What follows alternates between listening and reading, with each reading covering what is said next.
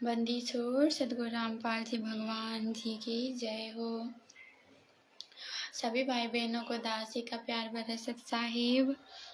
भाई बहनों, परमात्मा की दया से आज फिर मुक्ति बोध पुस्तक के ऊपर ये 12वां वीडियो बनने जा रही है। और इससे पहले परमात्मा की दया से 11 वीडियो बन चुके हैं मुक्ति बोध पुस्तक के ऊपर। और वो सारी वीडियो दासी के इसी फेसबुक के अकाउंट में है, तो आप वहाँ जाके उन वीडियो को देख सकते हो, सुन सकते हो। और आज ये 12वां वीडियो में परमात्मा पतिव्रता के अंग के ऊपर पढ़वाएंगे मुक्ति बोध पुस्तक से।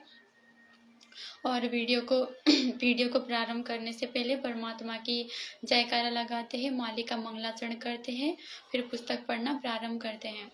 बंदी छोड़ सदगुरु रामपाल जी भगवान की जय हो। हे परमपिता परमात्मा, सारे सृष्टि के रचनहार, कुल के मालिक, जगत पिता जगदीश्वर, तीनों लोकों में प्रवेश करके सर्व प्राणियों के धारण पोषण करने वाले अमर परमात्मा, राजा धीराज, देवों के देव, महादेव, नाथों के नाथ, अजर अमर आदि अनादि सनातनी प्रभु, अकाल मूर्त सब स्वरूपी राम, परम संत परम हंस परम दयालु पूर्ण मोक्षदायक परमात्मा, जगत के तारणहार, जगत के जगन्नाथ, जगत के मुक्तिदाता, जगत के आश्रयदाता, हारों के सहारा, हिंदुओं के राम, मुसलमानों के अल्लाह, सिखों के वाहिगुरु, ईसाइयों के मसीह, जगत गुरु तत्वदर्शी संत शिरोमणि परम पूज्य बंदी छोड़ सदगुरु रामपाल जी भगवान जी, आप जी के चरणों में हम समस्त सत्सेवक भाई बहनों का अनंत करोड़ धन्यवाद प्रणाम है परमेश्वर। अनंत करोड़ धन्यवाद प्रणाम है परमात्मा।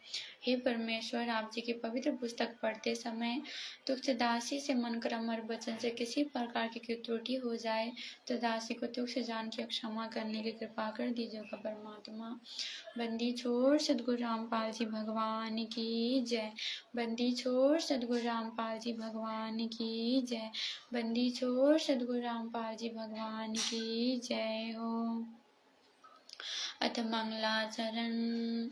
गरिम नमो नमो सतपुरसको, नमस्कार गुरु की नाही, सुर नर मुनि जन साधवा, संतो सब सदी नहीं, सतगुरु साहिब संत सबे, दंडोतम प्रणाम, आगे पीछे मत वे, तिनको जा कुर्बान, नराकार निर्विषम, काल जाल भय भंजनम, निर्लेपम निज नीरगुणम, अकलानोपैशोन्नदुनम, सोहम सुरति समावतम, सकल समाना नीरतल, उज्ज्वल हिरंबर हरदामम, बेपरवाथा है, वार पारनी मध्यतम, गरीब जो सुमरे सिद्ध होई, गणनायक गलताना, करो वनुग्रह सोई, पाद सपद परवाना, आदि गणे समनाऊं, गणनायक देवन देवा,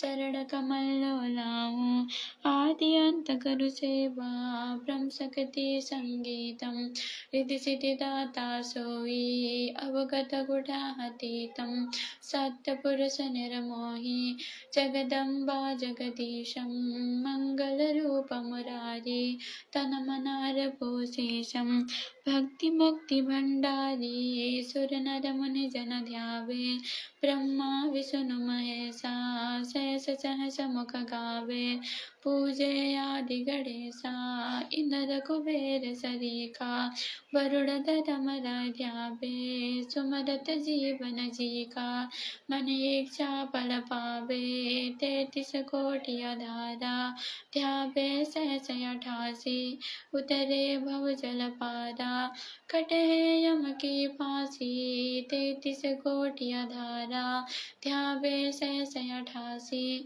उतरे भव जल पारा, कटे यम की फांसी। बंदी छोड़ सदगुरु रामपाल जी भगवान की जय। बंदी छोड़ सदगुरु रामपाल जी भगवान की जय। बंदी छोड़ सदगुरु रामपाल जी परमेश्वर जी की जय हो। भाई बहनों, परमात्मा की दया से मुक्ति बोध पुस्तक पढ़ना प्रारंभ करते हैं।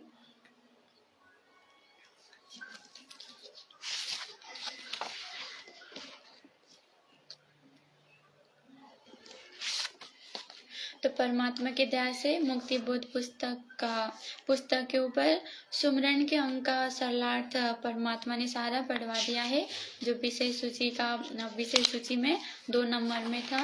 और अथ बिरह चेतावनी का अंग भी परमात्मा के दया से हम पढ़ चुके हैं। तो अब 4था नंबर में है अथ पतिव्रता का अंग। और मुक्ति बोध पुस्तक के पेज नंबर 112 से पतिव्रता के अंग का शुरुआत होती है। पुस्तक मुक्ति बोध पतिव्रता के अंग का सरलार्थ पेज नंबर 112। अथ पतिव्रता का अंग का सरलार्थ सारांश। पतिव्रता उस स्त्री को कहते हैं जो अपने पति के अतिरिक्त अन्य किसी पुरुष को पति भाव से ना चाहे। यदि कोई सुंदर सुडोल धनी भी क्यों ना हो, उसके प्रति मलिन विचार ना आवे। भले ही कोई देवता भी आ खड़ा हो, उसको देव रूप में देखे, ना कि पति भाव यानी प्रेमी भाव ना बनाए। सत्कार सबका करे, परंतु वे विचार ना करे, वो पतिव्रता स्त्री कही जाती है। इस पतिव्रता के अंग में आत्मा का पति पार ब्रह्म है, यानी सब ब्रह्मों प्रभुओं से पार जो पूर्ण ब्रह्म है, वो संतों की भाषा में पार ब्रह्म है, जिसे गीता अध्याय 8 श्लोक 3 में परम अक्षर ब्रह्म कहा है, तथा अध्याय 8 के ही श्लोक 8, 9, 10 में जिसकी भक्ति करने को कहा है। गीता अध्याय 18 श्लोक 61 से 62 तथा 66 में जिसकी शरण में जाने को कहा है, उस परम अक्षर ब्रह्म में पतिव्रता की तरह भाव रखकर भक्ति करें। अन्य किसी भी प्रभु को इष्ट रूप में ना पूजे, सम्मान सबका करे तो वो भगत आत्मा पतिव्रता कही जाती है। यानी पतिव्रता आत्मा उसको कहते हैं जो अपने इष्ट के ऊपर तो पति के रूप में पूजा करती है, पति के रूप में अपने इष्ट की पूजा करती है, लेकिन सम्मान सबका करती है। गीता अध्याय 13 श्लोक 10 में कहा है कि मेरी अव्यभिचारिणी भक्ति कर। इसी प्रकार सूक्ष्म वेद जो परमेश्वर कबीर जी द्वारा अपनी प्रिय आत्मा संत गरीबदास जी को दिया है, इसी सदग्रंथ में इस पतिव्रता के अंग में स्पष्ट किया है। वाणी नंबर 18। गरीब पतिव्रता पीव के चरण की, सिर पर रज ले राख, पतिव्रता का पति पार ब्रह्म है, सतगुरु बोले साख। भावार्थ है पतिव्रता का पति पार ब्रह्म है, यानी भक्त आत्मा का स्वामी पार ब्रह्म है। ये सदगुरु संत गरीबदास जी के सदगुरु परमेश्वर कबीर जी है ने साखी द्वारा समझाया है, यानी सदगुरु साक्षी है। पतिव्रता अपने पीव यानी पति परमेश्वर के चरणों की रज यानी धूल लेकर सिर पर रखे, अर्थात केवल सत्पुरुष को अपना माने। वाणी नंबर 14। गरीब पतिव्रता प्रसंग सुनी जाका जासे ने, अपना पति छाड़े नहीं कोटि मिले जे देव। भावार्थ है पतिव्रता उसी की महिमा सुनती है जो उसका प्रिय पति है। वो अपने प्रभु को नहीं छोड़ती, चाहे कोई देवता आकर खड़ा हो जाए। संत गरीबदास जी ने संसार के बर्ताव के साथ साथ भक्ति में भक्त के बर्ताव को समझाया है। वाणी नंबर 1। गरीब पतिव्रता तिन जानिए नाही आनो पाव, एके मन एके दशा छाड़े भक्ति न भाव। भावार्थ है पतिव्रता उसे माने जो अपने इष्ट को छोड़कर किसी अन्य प्रभु की उपाव यानी उपासना इष्ट रूप में ना करे, उसका मन एक अपने इष्ट की ओर रहे और भक्ति भाव ना छोड़े। यानी पतिव्रता उस आत्मा को कही जाती है जो जैसे मानो परमात्मा की शरण में आ गई और सदगुरु रामपाल जी भगवान जी की दीक्षा भी ले ली, लेकिन मानो घर में किसी भी प्रकार के दबाव के कारण अगर किसी भी प्रकार की आन उपासना कोई आत्मा करती है तो वो भी पतिव्रता नहीं कहलाती। पतिव्रता आत्मा तो वो कहलाती है जो चाहे कितने ही घर में किसी भी प्रकार के संघर्ष क्यों ना करना पड़े, किसी भी अन्य प्रकार की उपासना यानी आन उपासना ना करे, अपने पति यानी सदगुरु रामपाल जी भगवान जी अपने इष्ट परमेश्वर को छोड़ के किसी भी प्रकार के अन्य देवताओं की किसी भी प्रकार की पूजा ना करे, बाध्यता में आके भी ना करे, किसी भी प्रकार की दबाव में आकर भी ना करे, संघर्ष करे, लेकिन अपने पति सदगुरु रामपाल जी भगवान जी यानी इष्ट रूप में उस गुरु भगवान जी को छोड़कर अन्य पति आन देवी देवताओं की पूजा ना करे, वही पतिव्रता आत्मा कहलाती है। वाणी नंबर 23। गरीब पतिव्रता चूके नहीं धर अंबर धसकंत, संत न छोड़े संतता कोटिक मिले असंत। भावार्थ है, चाहे धर यानी धरती तथा अंबर आकाश धसके यानी नष्ट हो जाए, इतनी आपत्ति में भी दृढ़ भगत पतिव्रता आत्मा डगमग नहीं होती। इसी प्रकार संत सत्य भाव से भगवान पर समर्पित साधक अपनी संतता साधो वाला स्वभाव नहीं छोड़ता, चाहे उसको करोड़ों असंत नास्तिक व्यक्ति या अन्य देवों के उपासक मिलो और वे कहे कि आप गलत इष्ट की पूजा कर रहे हो, या कहे कि क्या क्या रखा है भक्ति में, आदि आदि विचार अभक्तों यानी असंतों से सुनकर भक्त अपनी साधुता नहीं छोड़ता। वाणी नंबर 24। गरीब पतिव्रता चूके नहीं साखी चंदर सूर, खेत चढ़े से जानिए को कायर को सूर। भावार्थ है, यदि वास्तव में दृढ़ भगत यानी पतिव्रता आत्मा है तो वो कभी अपने धर्म कर्म मर्यादा में चूक यानी त्रुटि नहीं आने देगा। इसके साक्षी चंद्र यानी चंद्रमा तथा सूर्य यानी सूरज है। भावार्थ है कि जिस तरह सूर्य और चंद्रमा अपनी गति को बदलते नहीं, दृढ़ भगत भी ऐसे ही अटल आस्थावान होता है। उसकी परीक्षा उस समय होगी जब कोई आपत्ति आती है, जैसे कायर तथा सूरवीर की परीक्षा युद्ध के मैदान में होती है। परमात्मा बता रहे हैं कि जैसे कोई सूरवीर होता है तो सूरवीर कोई भी प्राणी हो, वो वास्तव में सूरवीर है कि नहीं, वो परीक्षा उसकी युद्ध के मैदान में देखी जाती है। अगर हर परिस्थिति में कैसी भी परिस्थिति हो वो आगे डट के अगर युद्ध करता है तो वो सूरवीर है, नहीं तो वो सूरवीर नहीं कहलाता। वैसे ही कोई भी पतिव्रता कोई भी भगत आत्मा पतिव्रता जब कहलाती है जब वो अपने धर्म कर्म मर्यादा को कभी नहीं छोड़ती, चाहे कैसी भी परिस्थिति आ जाए। हम भगत आत्माएं जब किसी भी परिस्थिति में कैसी भी परिस्थिति हो मर्यादा ना तोड़े और अपने धर्म कर्म को ना छोड़े, हर परिस्थिति में संघर्ष करते हुए अगर हम भक्ति करते हैं तो परमात्मा हमें पतिव्रता आत्मा बोलते हैं, यानी हमें पतिव्रता की संज्ञा देते हैं। लेकिन अगर छोटी मोटी दिक्कत आने में हम भक्ति छोड़ देते हैं, छोटी मोटी दिक्कत आने से हम परमात्मा में दोष निकालते हैं और कोई त्रुटि देख लेते हैं, कमी कमजोरियां भक्ति में निकालने लग जाते हैं, कोई संशय शंका पैदा कर लेते हैं भक्ति के प्रति भगवान के प्रति, तो हम पतिव्रता नहीं है। वाणी नंबर 10।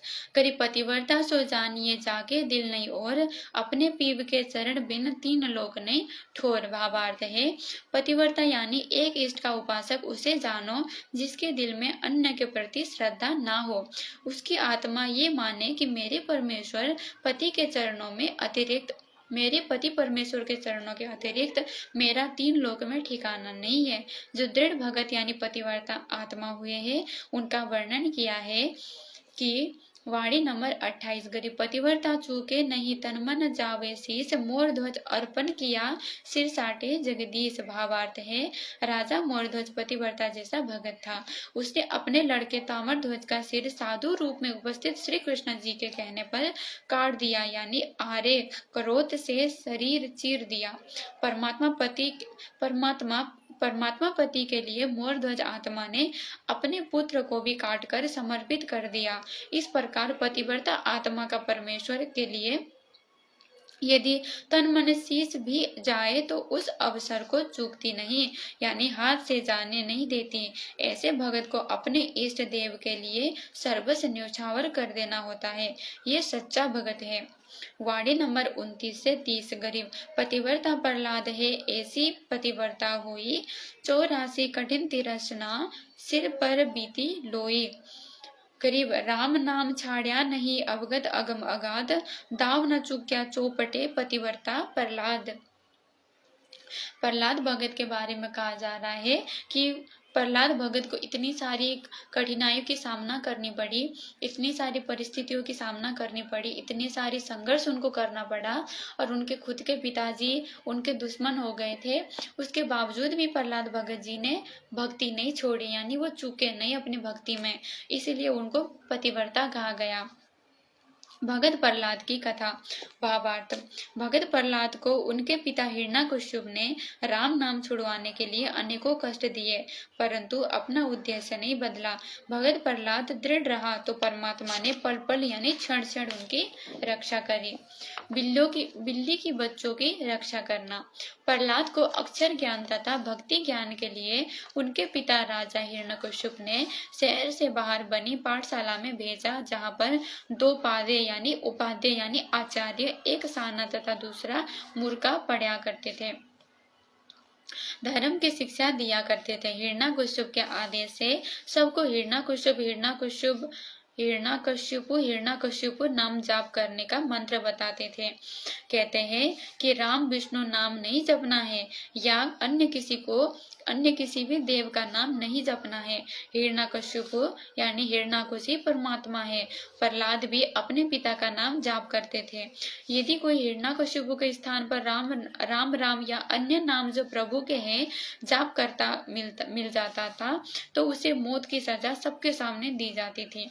पाठशाला के रास्ते में एक कुम्हार ने मटके पकाने के लिए आवे में रखे थे, लकड़ी तथा उपलों से ढककर रख लिया था। सुबह अग्नि लगानी थी। रात्रि में एक बिल्ली ने अपने बच्चे उसी आवे यानी मटके पकाने के स्थान में एक मटके में रख दिए। प्रातः काल बिल्ली अन्य घर में भोजन के लिए चली गई। कुमार ने आवे को अग्नि लगा दी। आग प्रबल होकर जलने लगी। कुछ समय पश्चात बिल्ली आई और अपने बच्चों को आपत्ति में देखकर म्याऊं म्याऊं करने लगी। कुमारी को समझते देर ना लगी, वो भी परमात्मा से अर्ज करने लगी और रोने लगी, हे प्रभु, हे राम, हमारे को महापाप लगेगा, इस बिल्ली के बच्चे की रक्षा करो। बार बार ये कहकर पुकार कर रही थी। उस समय भगत प्रहलाद उसी रास्ते से पाठशाला जा रहा था। कुमारी को रोते हुए देखा तो उसके निकट गया। वो भी हे राम, हे विष्णु भगवान, हे परमेश्वर, इस बिल्ली के बच्चों को बचाओ, हमारे को पाप लगेगा, कह रही थी। प्रहलाद ने उस माई से कहा कि हे माता, आप राम ना कहो, मेरे पिताजी का नाम लो, नहीं तो आपको मार डालेगा। कुमारी ने बताया कि इस आवे में बिल्ली के बच्चे रह गए हैं, हमारे को पता नहीं चला। भगवान से इन बच्चों की सुरक्षा के लिए प्रार्थना कर रही हूँ। इस भयंकर अग्नि से राजा हिरण्यकश्यप नहीं बचा सकते, परमात्मा ही बचा सकते हैं। प्रहलाद भगत ने कहा, माई, जब आप घड़े निकाले तो मुझे बुलाना। ऐसी शीतल हवा चली कि अग्नि बुझ गई। कहते हैं कि एक महीने में आवे में रखे घड़े पकते थे। उस समय दो यानी 2.5 यानी 2.5 दिन में आवा पक गया। प्रहलाद भगत को बुलाकर आवे से मटके निकाले गए। जिस घड़े में बिल्ली के बच्चे थे वो घड़ा कच्चा था।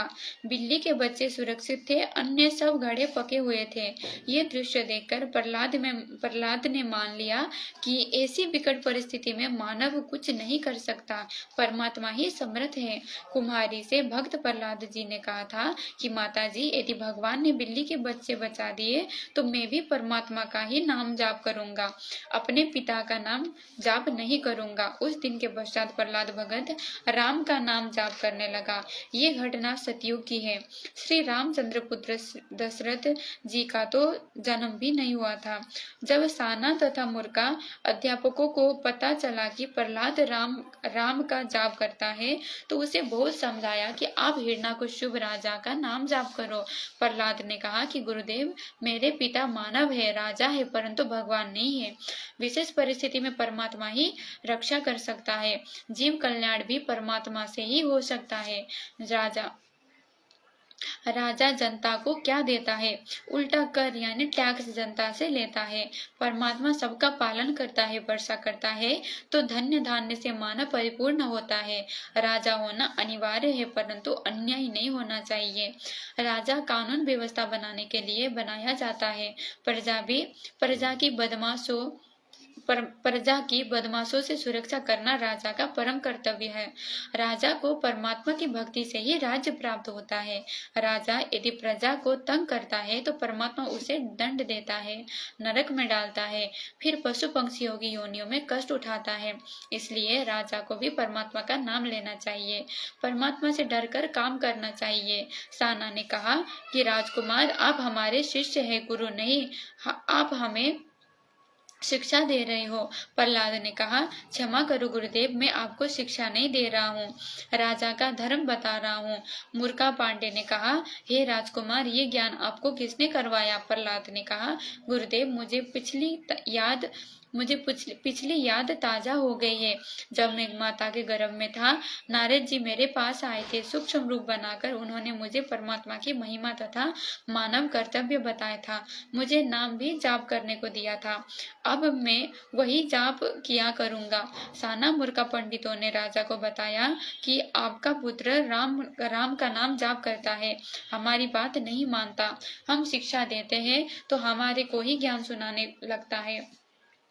हिरण्याकश्यप ने बुलाकर राम का नाम ना जपने को कहा तो प्रहलाद ने स्पष्ट कहा, पिताजी, परमात्मा ही समर्थ है, प्रत्येक कष्ट से परमात्मा ही बचा सकता है, मानव समर्थ नहीं है। यदि कोई भक्त साधना करके कुछ शक्ति परमात्मा से प्राप्त कर लेता है तो वो सामान्य व्यक्तियों में तो उत्तम हो जाता है, परंतु परमात्मा से उत्तम नहीं हो सकता। परमात्मा ही श्रेष्ठ है, वही समर्थ है। ये बात भगत प्रहलाद से सुनकर अहंकारी हिरण्याकश्यप क्रोध से लाल हो गया और नौकरों सिपाहियों से बोला कि इसको ले जाओ, मेरी आंखों के सामने से, और जंगल में सर्पों में डाल आओ। सर्प के डसने से ही मर जाएगा। ऐसा ही किया गया, परंतु प्रहलाद मरा नहीं, सर्पों ने डसा नहीं, आराम से सो रहा था।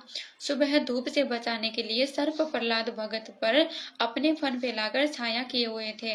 राजा ने कहा कि जाओ, जंगल से सब उठा लाओ। सिपाही गए तो प्रहलाद सुरक्षित था। सर्प इधर उधर चले गए, सिपाहियों ने सब देख लिया। प्रहलाद को मरा जान उठाने लगे तो प्रहलाद अपने आप उठकर खड़ा हुआ। प्रहलाद की आयु 10 बरस की थी। फिर पर्वत से फेंकवाया गया। प्रहलाद फूलों के घने पौधों के ऊपर गिरा, मरा नहीं। फिर प्रहलाद की बुआ होलिका अपने भाई हिरण्याकश्यप की आज्ञा से चिता के ऊपर प्रहलाद जी को गोद में घोड़ों में लेकर बैठ गई। होलिका के पास एक चादर थी, उसको ओढ़कर यदि अग्नि में प्रवेश कर जाए तो जलता नहीं था। उस चादर को ओढ़कर अपने को पूरा ढककर प्रहलाद को उसने बाहर घोड़ों में बैठा लिया। कहा, बेटा देख, मैं भी तो बैठी हूँ, कुछ नहीं होगा। तेरे को अग्नि लगा दी गई। परमात्मा ने शीतल पवन चलाई, तेज आंधी आई, होलिका के शरीर से चादर उड़कर प्रहलाद भगत को पूरा ढक लिया। होलिका जलकर राख हो गई, भगत को आंच नहीं आई। प्रहलाद जी का विश्वास बढ़ता चला गया। ऐसे ऐसे 84 कष्ट भगत को दिए गए, परंतु परमात्मा ने भगत के विश्वास को देखकर उसकी दृढ़ता से प्रसन्न होकर उसे पतिव्रता धर्म से प्रभावित होकर प्रत्येक संकट में सहायता की। हिरण्याकश्यप ने श्री ब्रह्मा जी की भक्ति करके वरदान प्राप्त कर रखा था कि मैं सुबह मरूं ना शाम मरूं, दिन में मरूं ना रात्रि में मरूं, 12 महीने में किसी में भी ना मरूं, ना अस्त्र शस्त्र से मरूं, पृथ्वी पर मरूं ना आकाश में मरूं, ना पशु से मरूं ना पंछी, ना कीट से मरूं ना मानव से मरूं, ना घर में मरूं ना बाहर मरूं। हिरण्याकश्यप ने प्रहलाद को मारने के लिए एक लोहे का खंभा अग्नि से गर्म करके तथा तपाकर लाल कर दिया। प्रहलाद जी को उस खंभे यानी पिलार के पास खड़ा करके हिरण्याकश्यप ने कहा कि क्या तेरा प्रभु इस तपते खंभे में भी है?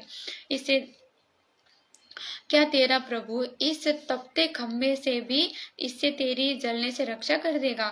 हजारों दर्शक ये अत्याचार देख रहे थे। प्रहलाद भक्त भयभीत हो गए कि परमात्मा इस जलते खंभे में कैसे आएगा। उसी समय प्रहलाद ने देखा कि उस खंभे पर बालू कीड़ी भूरे रंग की छोटी छोटी चींटियां पंक्ति बनाकर चल रही थी, ऊपर नीचे आ जा रही थी। प्रहलाद ने विचार किया कि जब चींटियां नहीं जल रही तो मैं भी नहीं जलूंगा। हिरण्याकश्यप ने कहा कि प्रहलाद, इस खंभे को दोनों हाथों से पकड़कर लिपट, देखो तेरा भगवान तेरी रक्षा कैसे करता है। यदि खंभा नहीं पकड़ा तो देख, ये तलवार, इससे तेरी गर्दन काट दूंगा। डर के कारण प्रहलाद जी ने परमात्मा का नाम स्मरण करके खंबा को पकड़ने के लिए हाथ बढ़ाए। उसी के अंदर से नरसिंह रूप धारण करके प्रभु प्रकट हुए। हिरण्यकश्यप भयभीत होकर भागने लगा। नरसिंह प्रभु ने उसे पकड़कर अपने घुटने के पास हवा में लटका दिया। हिरण्यकश्यप चीखने लगा कि मुझे क्षमा कर दो, मैं भी किसी को नहीं सताऊंगा, मैं कभी किसी को नहीं सताऊंगा। तब प्रभु ने कहा कि क्या मेरे भगत ने तेरे से क्षमा याचना नहीं की थी? तूने एक नहीं सुनी, अब तेरी जान पर पड़ी तो डर लग रहा है। हे अपराधी, देख मैं ना तो मानव हूँ, ना पशु हूँ, ना आकाश है, ना पृथ्वी पर, ना सुबह है, ना शाम है, ना 12 महीने, ये 13वां महीना है। हरियाणा की भाषा में लोंद का महीना कहते हैं ना, यानी 13वें महीने को हरियाणा की भाषा में लोंद का महीना कहते हैं। ना अस्त्र ले रखा है, ना शस्त्र मेरे पास है।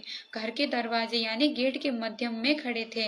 ना घर में ना बाहर हूँ, अब तेरा अंत निश्चित है।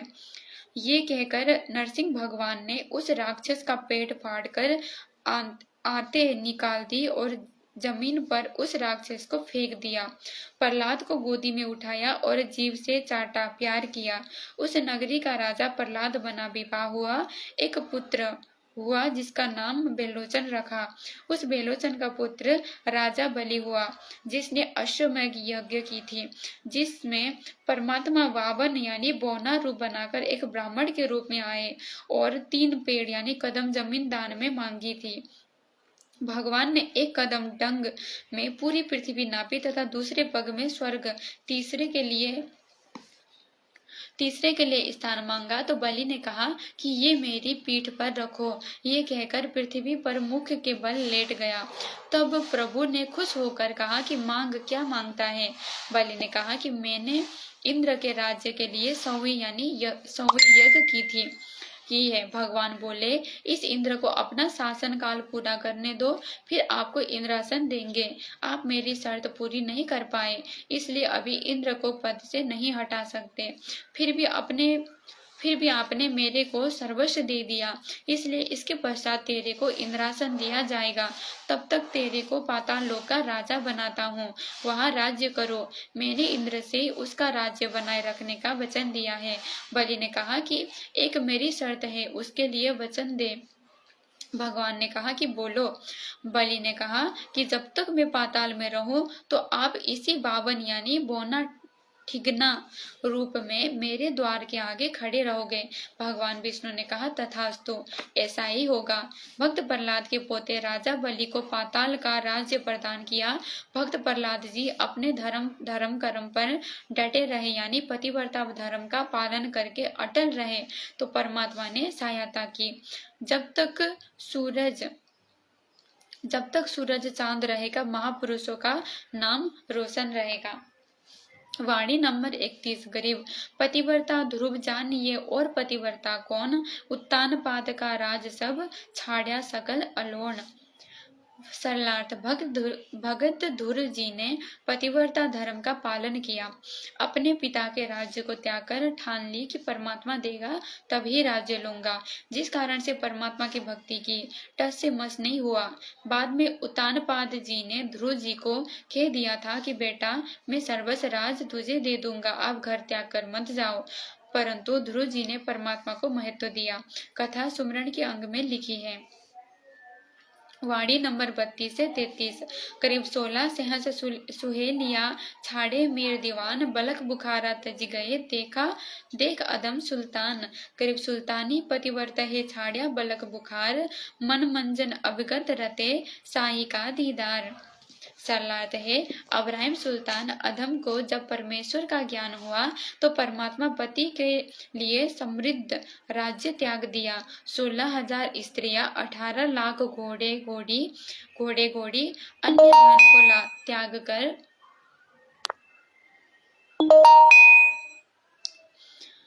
अन्य धन को त्याग कर परमात्मा के लिए बेघर हो गए। फिर कभी राज्य की इच्छा मन में नहीं आई। भूख प्यास गर्मी सर्दी को सहन किया, परंतु परमात्मा पति के मार्ग पर डटे रहे। पतिव्रता धर्म का पालन किया, मोक्ष पाया।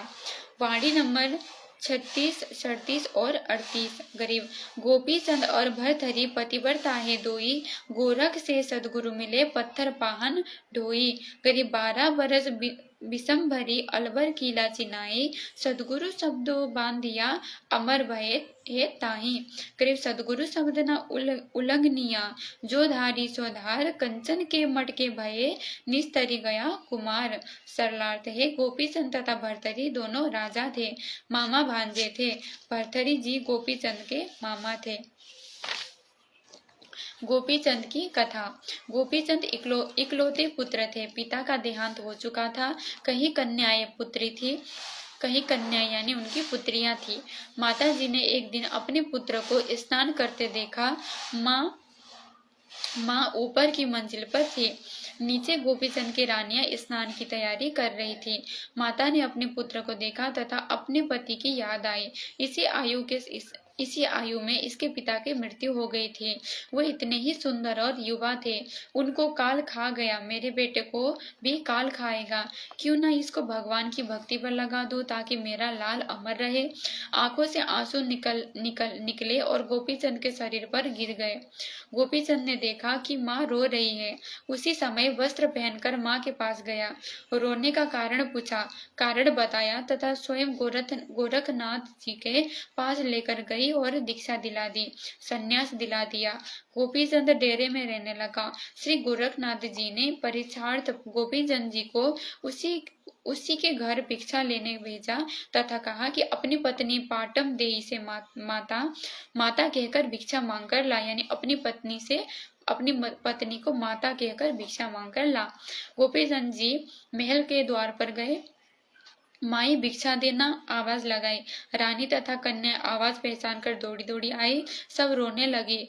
कहा कि आप यहीं रह जाए, मत जाओ डेरे में, हमारा क्या होगा। उसी समय वापस डेरे में आ गया तथा गुरु जी से सब वृतांत बताया। फिर गोपीचंद की माता श्री गोरखनाथ जी के पास जाकर गोपीचंद जी को वापस मांगने गई, परंतु गोपीचंद जी ने कहा कि माता जी, अब मैं गुरु जी का बेटा हूँ, आपका अधिकार समाप्त हो गया है। अब मैं किसी भी कीमत पर घर पर नहीं जाऊंगा। जो गुरु जी ने साधना बताई थी वो भक्ति की, यानी जिस दिन से हम परमात्मा से दीक्षा ले लेते हैं तब हमारे यानी सर्व संसार के जितने भी रिश्ते नाते, जितने भी दूसरे हमारे ऊपर अधिकार मानते हैं ना, वो सारा हमारा रिश्ता नाता खत्म हो जाते हैं। जिस दिन से हम परमात्मा से यानी गुरुदेव भगवान से दीक्षा ले लेते हैं, उस दिन के बाद सिर्फ और सिर्फ गुरु का ही अपने शिष्य पर अधिकार होता है, बाकी किसी का अधिकार नहीं रहता। यानी हम सिर्फ गुरु जी के ही बच्चे होते हैं, सिर्फ गुरु जी के ही अधिकार हमारे ऊपर होता है दीक्षा लेने के बाद। यहाँ प्रश्न ये है कि भले ही वो भक्ति मोक्षदायक नहीं थी, परंतु परमात्मा प्राप्ति के लिए गुरु जी ने जो भी साधना तथा मर्यादा बताई, सिर धड़ की बाजी लगाकर निभाई। वो भिन्न बात है कि मुक्ति नहीं हुई, परंतु जिस स्तर की साधना की उसमें प्रथम रहकर उभरे, संसार में नाम हुआ। किसी न किसी जन्म में परमेश्वर कबीर जी ऐसी दृढ़ आत्माओं को अवश्य शरण में लेते हैं। यदि भक्ति की शुरुआत ही नहीं करते तो नरक में जाना था, राज्य तो रहना ही नहीं था। भर्तहरि की कथा। भर्तहरि राजा था। इनके छोटे भाई का नाम विक्रम था। भर्तहरि की रानी का नाम पिंगला था। सुंदरता में परी से कम नहीं थी, परंतु चरित्रहीन थी। राजा भर्तहरि पिंगला से बहुत प्यार करता था तथा अत्यंत विश्वास करता था। एक दिन विक्रम ने अपनी भाभी जी को एक नौकर के साथ आपत्तिजनक स्थिति में देखा। नौकर घोड़े की देखरेख करने वाले नौकरों का मुखिया था। उसे दरोगा की उपाधि प्राप्त थी। पिंगला ने विक्रम को रास्ते से हटाने के लिए षड्यंत्र रचा, खाना पीना त्याग दिया। राजा ने पूछा तो बताया कि तेरे भाई ने मेरी इज्जत पर हाथ डाला है। राजा को अपने भाई पर पूर्ण विश्वास था कि विक्रम ये गलती नहीं कर सकता, तो गलत कर रही है। परंतु कहावत है कि त्रिया चरित्र जाने ना कोई, खसम मार कर सती हुई। अंत में राजा ने पत्नी मोह में अपने भाई को दोषी करार दे दिया। दोषी करार दे दिया। पिंगला ने कहा कि इसको जंगल में जाकर मार डाल के आए, इसकी आंखें निकाल कर लाए, मुझे दिखाए तो मैं जीवित रहूंगी, नहीं तो मरूंगी। राजा भर्तृहरि ने अपने नौकरों को यही आदेश दे दिया। जब नौकर लेकर चले तब विक्रम ने कहा कि भाई साहब, आपको ये स्त्री मरवाएगी, आपको दुनिया से खो देगी। मैं तो चला। एक कवि ने कहा है, आज का बोला याद राखिए विक्रम भाई का, दुनिया में से खो देगा तुझे बहम लुगाई का। विक्रम ने बताया कि ये स्त्री चरित्रवान नहीं है, परंतु भर्तृहरि ने कान बंद कर लिए। विक्रम की एक नहीं सुनी और भाई को मारने का आदेश दे दिया। दयावान वृद्ध मंत्री ने नौकरों से कहा कि विक्रम निर्दोष है, इसको मारना नहीं है, किसी मृग की आंखें निकाल कर लाना। विक्रम को किसी जिम्मेदार व्यक्ति के पास दूसरे राजा विक्रम के मामा के राज्य में छोड़ाओ। ऐसा ही किया। पिंगला का रास्ते का रोड़ा दूर हो गया। एक दिन राजा भर्तृहरि जंगल में शिकार खेलने गया हुआ था। उसने एक हिरण को तीर से मार दिया। उसी समय श्री गोरखनाथ जी सिद्ध वहां से जा रहे थे। उसने राजा से कहा कि निर्दोष को मारने से महापाप लगता है। राज के मद में अंध ना हो प्राणी, संसार छोड़कर भी जाना है। राजा में अहंकार अधिक होता है, वो अपनी क्रिया में बाधा तथा किसी की शिक्षा स्वीकार नहीं करता। यदि श्री गोरखनाथ जी संत वेश में ना होते तो इसी बात पर उन्हें भी वहीं तीर से मार देता। फिर भी अपनी दुष्टता व्यक्त करते हुए कहा कि यदि इतना जीवों के प्रति दयावान है तो इस मृग को जीवित कर दे, नहीं तो ये संत वेशभूषा उतार कर रख दे। श्री गोरखनाथ जी ने शर्त रखी थी कि यदि मैं इस हिरण को जीवित कर दूंगा तो आपको मेरा चेला बनना पड़ेगा। राजा भर्तृहरि ने कहा ठीक है। श्री गोरखनाथ जी ने उसी समय कान पकड़कर हिरण को खड़ा कर दिया। राजा से कहा कि उतर घोड़े से नीचे। राजा घोड़े से नीचे उतरा और संत के पैर पकड़कर क्षमा याचना की और कहा कि मुझे कुछ समय और राज्य करने दो, फिर आपका शिष्य अवश्य बन जाऊंगा। अभी मेरी पत्नी रो रो कर मर जाएगी, वो मेरे बिना नहीं रह सकती। श्री गोरखनाथ जी ने कहा कि बाढ़ आले की वाड़ ना जावे, चाहे चारों वेद पढ़ा ले, त्रिया अपनी ना होती, चाहे कितने लाड़ लड़ा ले। परंतु भर्तृहरि तो अपनी दुष्ट पत्नी को देवी मानता था। उसने अपनी पत्नी की बहुत वकालत की। श्री गोरखनाथ जी ने कहा कि आपकी इच्छा हो और संसार में मन दुखी हो जाए तब आ जाना। कुछ समय उपरांत श्री गोरखनाथ जी वेश बदलकर अन्य संत के रूप में राजा भर्तृहरि जी के पास आए।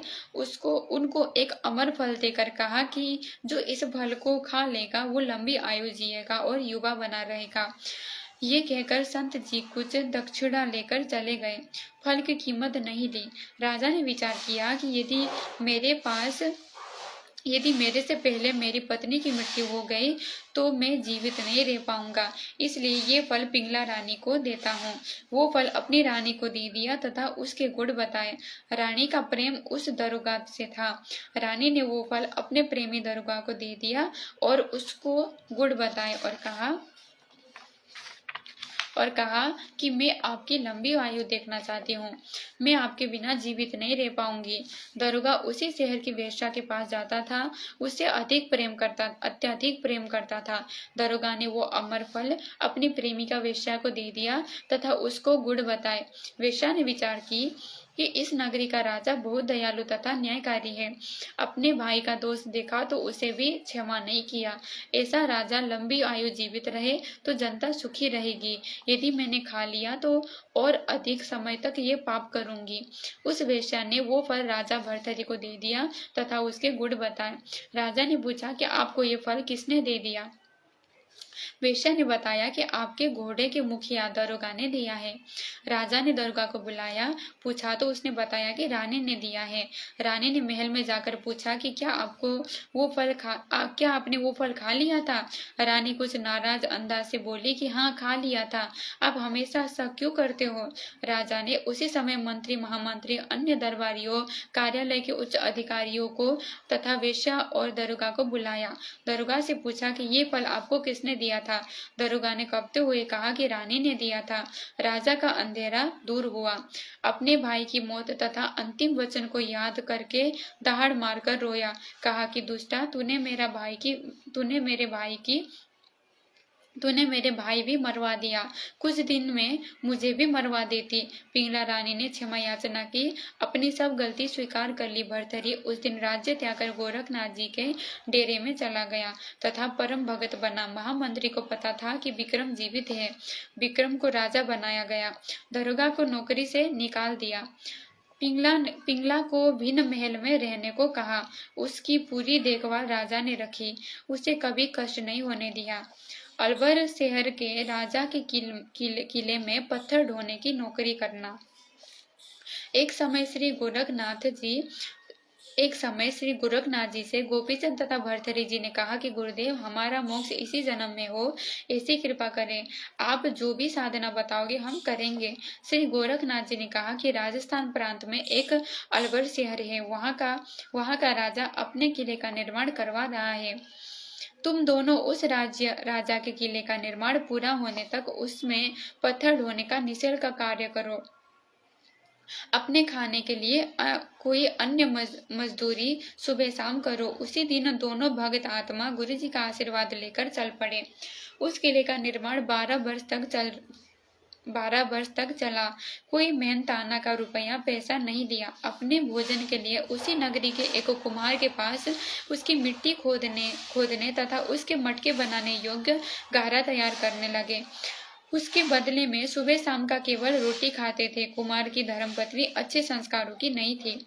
कुमार ने कहा कि 2 व्यक्ति बेघर घूम रहे थे।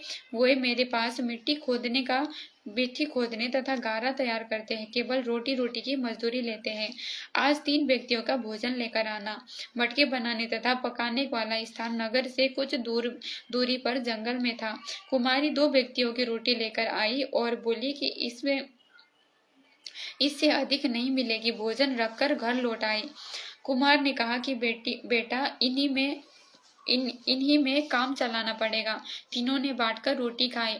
कई वर्ष ऐसा चला। अंत के वर्ष में तो केवल एक व्यक्ति का भोजन भेजने लगी। तीनों उसी में संतोष कर लेते थे। किले का कार्य 12 वर्ष चला। कुम्हार ने अपने घड़े पकाने के लिए आवे में रख दिए। अंत के वर्ष की बात है। गोपीचंद तथा भर्तरी ने कुम्हार से आज्ञा ली कि पिताजी, हमारी साधना पूरी हुई। अब हम अपने गुरु श्री गोरखनाथ जी के पास वापस जा रहे हैं। मेरा नाम गोपीचंद है, इसका नाम भर्तरी है। उस समय कुम्हार की पत्नी भी उपस्थित थी। मटकों की ओर एक हाथ से आशीर्वाद देते हुए दोनों ने एक साथ कहा, पिता का हित माता का कुहित, आधा कंचन आधा रेत। ये वचन बोलकर दोनों चले गए। जिस समय मटके निकालने लगे तो कुम्हार तथा कुम्हारी दोनों निकाल रहे थे। देखा तो प्रत्येक मटका आधा सोना और आधा कच्चा था। हाथ लगते ही रेत बनने लगा। कुम्हार ने कहा, भैया भगवान, वे तो कोई देवता थे। तेरी त्रुटि के कारण आधा मटका रेत रह गया, मिट्टी की मिट्टी रह गई, आधा स्वर्ण का हो गया। कुम्हारी को अपनी कृतज्ञता का एहसास हुआ तथा रोने लगी। बोली कि मुझे पता होता तो उनकी बहुत सेवा करती। कभी करता था तब क्यों किया, करके क्यों पछतावे। बोवे पेड़ बबूल का आम कहाँ से होवे। इस प्रकार गोपीचंद और भर्तरी जी अपने गुरु जी के वचनों का पालन करके सफल हुए। जो अमृत तो उस साधना से मिलना था, वो भी अटल विश्वास करके साधना करने से हुआ। यदि विवेकहीन तथा विश्वासहीन होते तो विचार करते कि ये कैसी भक्ति, ये कार्य तो सारा संसार कर रहा है। मोक्ष के लिए तो तपस्या करते हैं तथा अन्य कठिन व्रत करते हैं, परंतु उन्होंने गुरु जी को गुरु मानकर प्रत्येक साधना की। गुरु जी के कार्य का आदेश में दोष नहीं निकाला तो सफल हुए।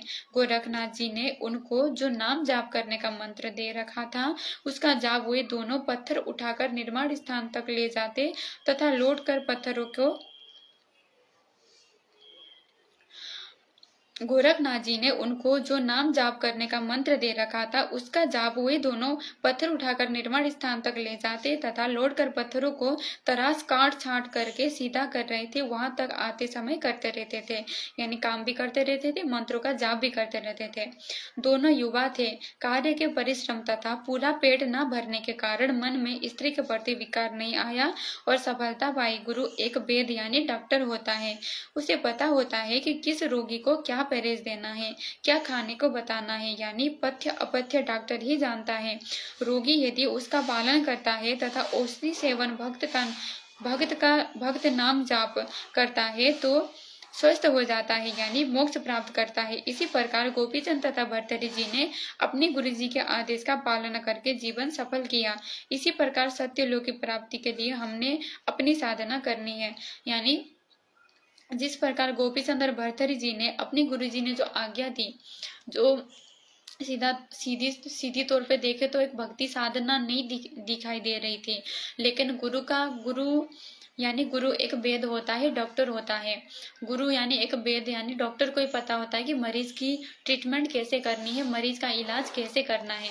वैसे ही गुरु को ही पता होता है कि अपने शिष्य को किस तरह से भक्ति साधना करवानी है, किस तरह से उसको मतलब भक्ति मार्ग में आगे बढ़वाना है। भर्तृहरि जी और गोपीचंद जी ये राजा थे, यानी नौजवान थे, राजा थे, अभी अभी राज्य छोड़ के आए थे। तो गोरखनाथ जी ने जो साधना बताई उसमें उनको काम भी करना था दिन भर और अपने पेट भरने के लिए उनको अलग से और काम करना था, यानी जिस कारण से उनका परिश्रम ज्यादा हो रहा था और उनका पेट भी मतलब ज्यादा भोजन उनको मिल नहीं पाता था, तो पेट भी उनका आधा ही भरा रहता था, जिसके कारण उनके अंदर मतलब वासना जागृति नहीं हुई, यानी वासना जागृति होने का अवसर नहीं मिला और उनकी साधना भी अच्छे से सफल हुई। यानी गुरु को ही पता होता है कि अपने कौन से शिष्य को किस तरह से भक्ति करवानी है। इसलिए गुरु जो मार्ग बताते हैं, जो मार्गदर्शन करते हैं, जो साधना बताते हैं, जो भक्ति बताते हैं, किसी भी प्रकार से उसमें संशय ना करके, शंका ना करके हम अगर उसको फॉलो करते हैं तभी जाके हमारा मोक्ष होता है, मोक्ष संभव होता है। कथा राजा वाजिद जी को वैराग कैसे हुआ। वाणी नंबर 39 से 41। तथा सबैया गेंद उछाल, गरीब बाजीदा बेजार में तरकस तोरी कमान, सूत्र मुहे को देख कर छाड़िया सकल जहान।